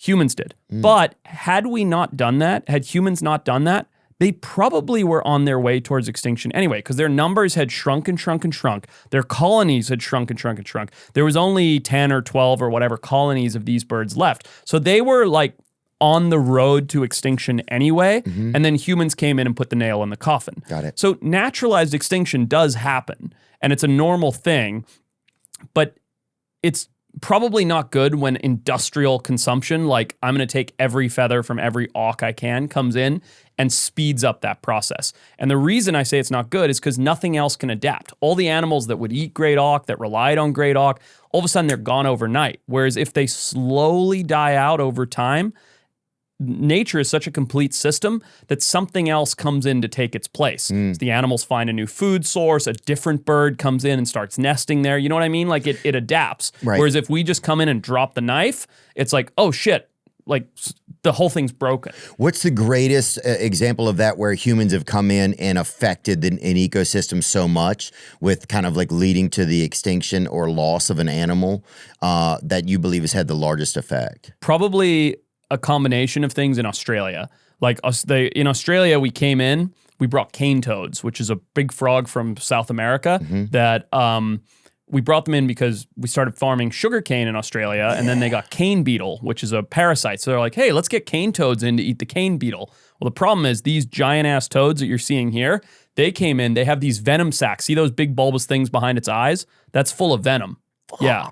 And nothing in Australia has ever been adapted to tolerate that venom. So they brought these cane toads in. Cane toads, everything would try and eat them, all the goannas and the snakes and stuff, and they'd be dropping dead.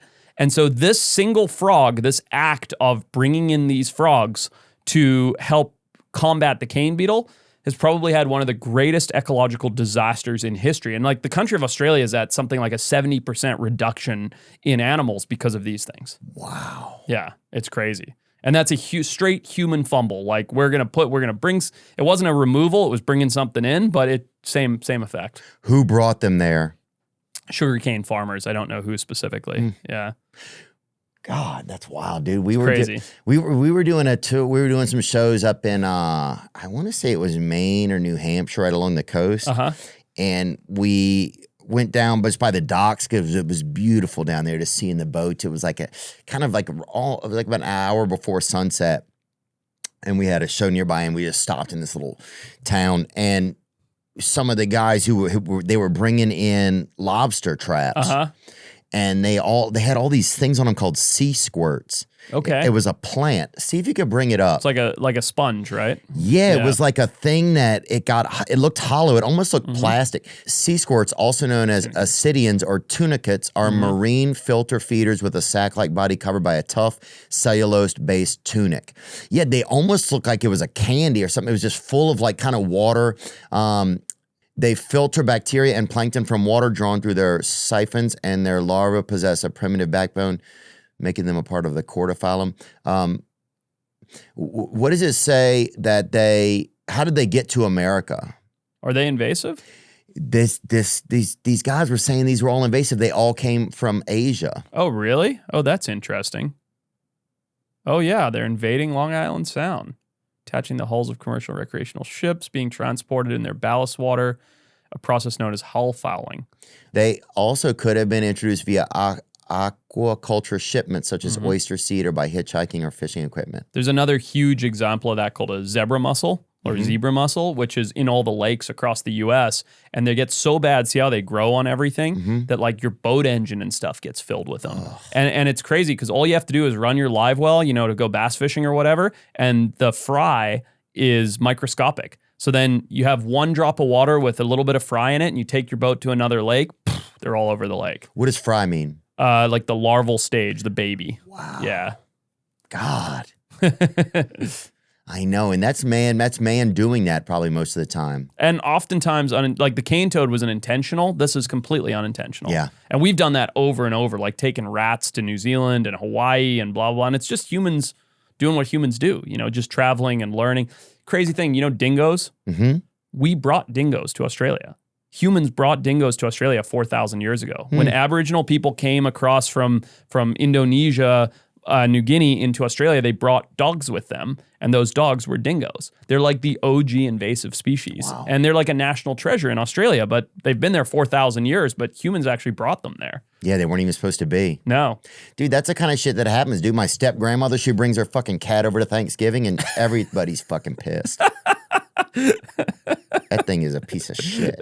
Most cats are. I hate cats, but yeah, I feel you. Peeing fair. everywhere. Yeah. Oh. Yeah. What is one of your biggest like sleeper creatures? Like a creature that we are all kind of sleeping on that people don't know how awesome it is, or that just doesn't get the acclaim that it should, do you think? You know what I think's a good one? Soft shell turtle.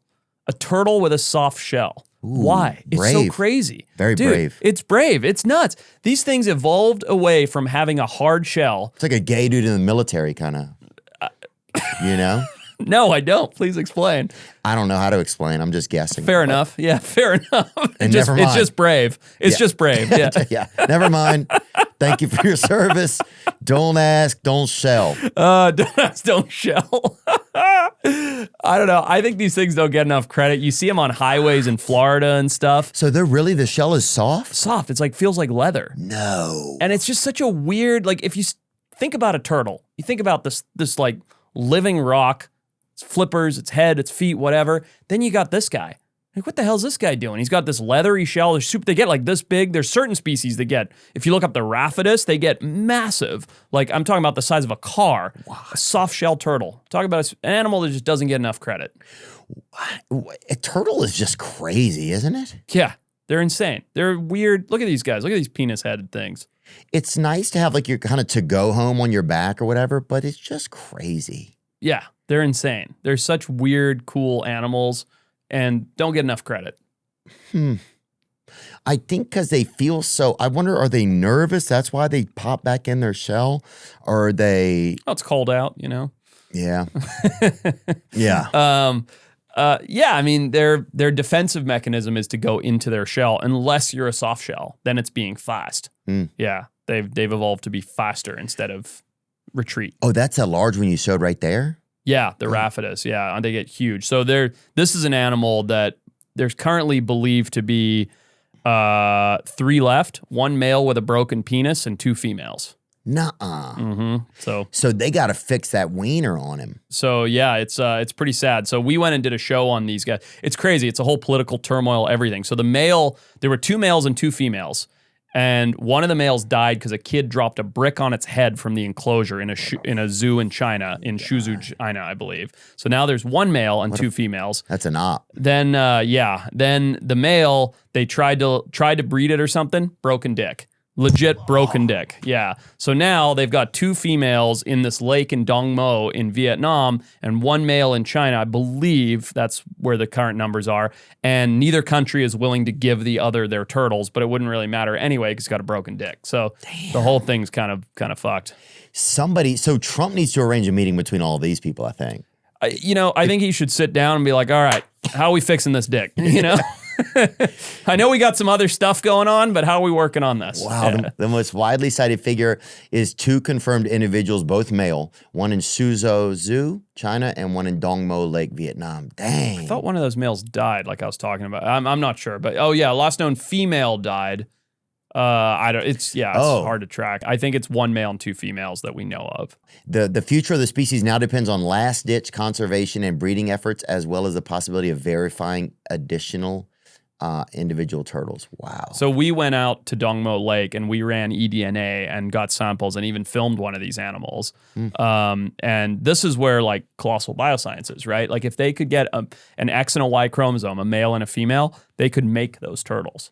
And that would be awesome. That's where like that technology, to me, there's no ethical concern. There's no moral concern. It's like, hell yeah. Like we went and got these samples, male and female chromosomes, tissue, built new turtles, ground up, good to go. Are they out there, are they searching for these things? And how are they doing it? How are they trying to get DNA or genetic material so that they can create or recreate or reestablish species? Well, I don't think, oh, you mean how's Colossal doing it? Yeah, they're going all over the world. They're digging up stuff like that guy, John Reeves, that place in Alaska. They're getting samples from.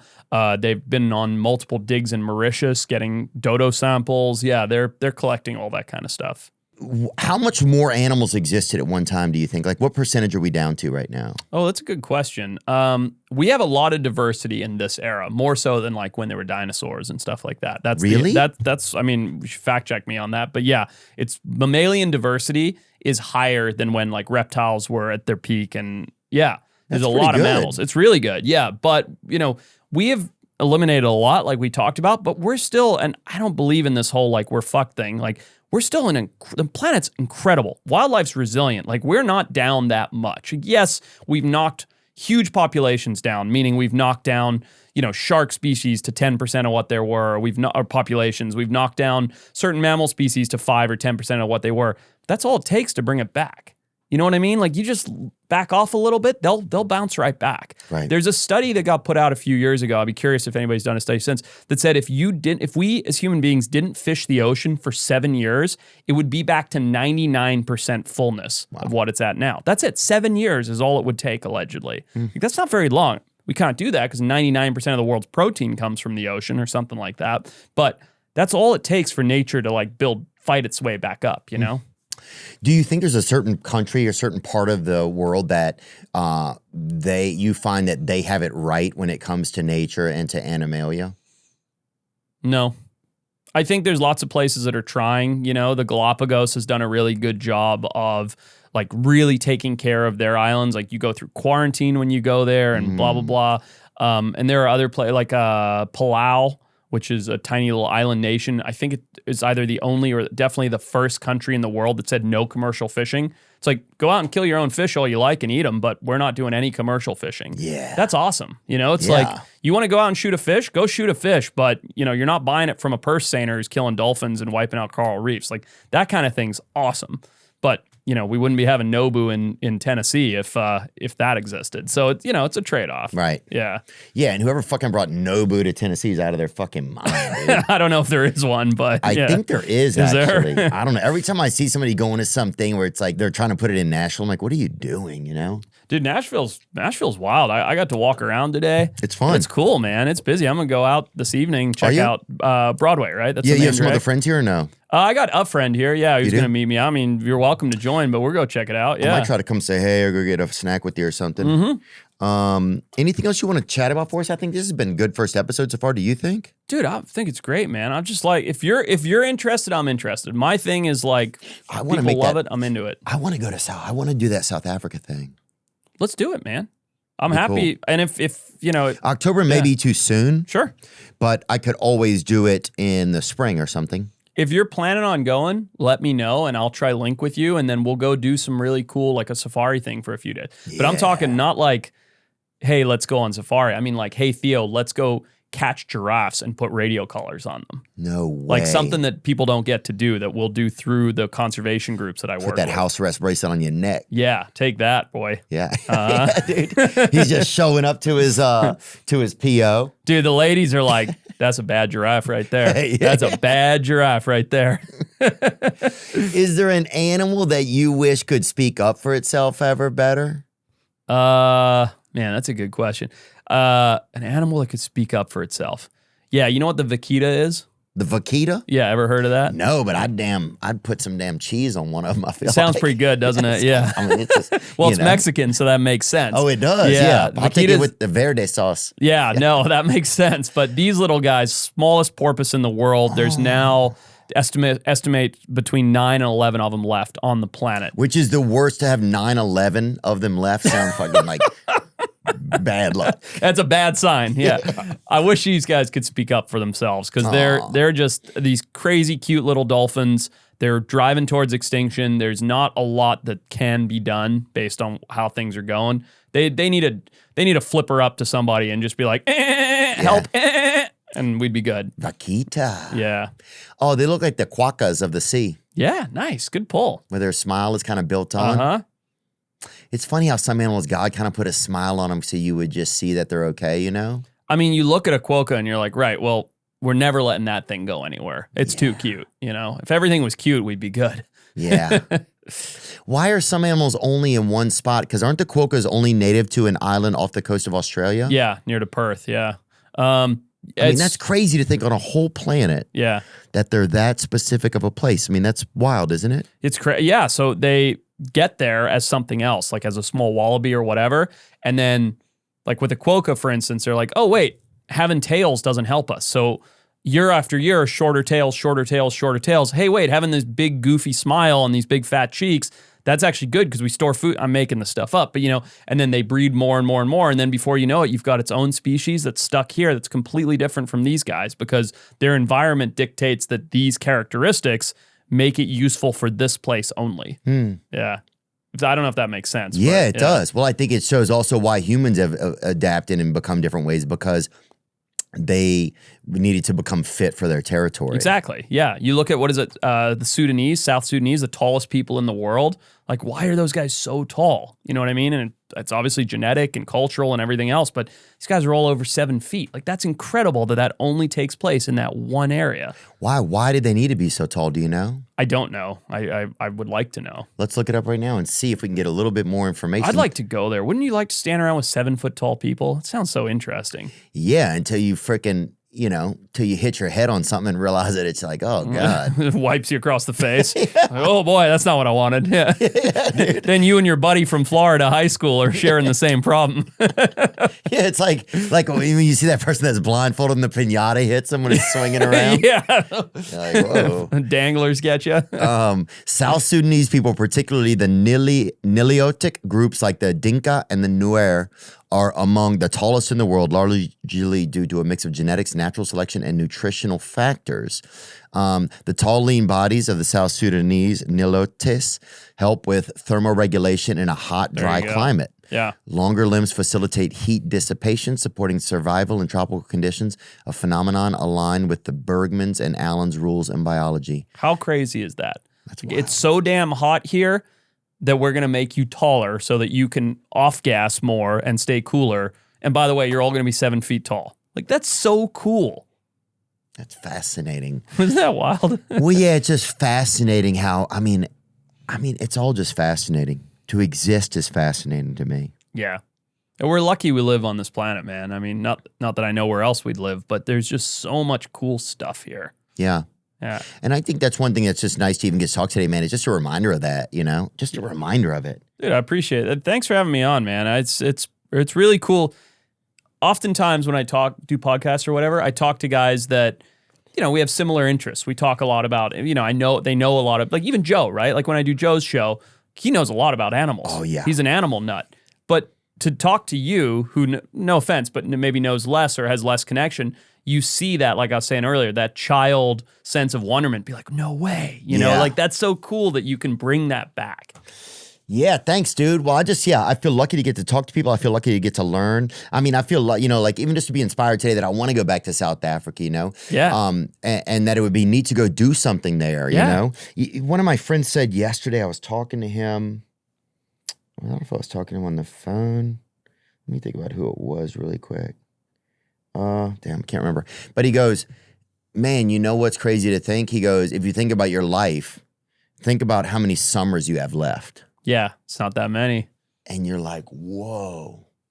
Yeah, what? We got 20, 30 summers left, It just starts to put the perspective of your life. If you're 25 and say you have, until you're 65, you can kind of do whatever you want. Yeah. You have 40 summers left, right? Yeah. That's a lot of summers, but that's not that. But it's not that many summers, dude. And if you think, like, I think of this past summer, like I basically worked all summer. I was on the road. I barely had a time to hang out with my kids or go to the lake or do any of the summer things. That's it. I lost one of those. I'm never getting that back. That summer's gone. It's going to be cold when I get home now, Like, I know. That sucks. It's cool. Yeah. But it's nice today to be able to be reminded of that and just be reminded that nature's out there waiting for us, that there's a lot of things that are happening out there, and that we're lucky to exist and be a part of them, man. Yeah, brother. Forrest Galante, thanks so much for coming in. People can check out Animals and Drugs. Animals on Drugs. Animals on Drugs right now. And I challenge you guys in the comments to this episode, if you can think of any good names for drug, animal, crossovers. We need them. We need more crackoons. Yeah. We need more crackoons. Thanks, Forrest. Now I'm just floating on the breeze, and I feel I'm falling like these leaves. I must be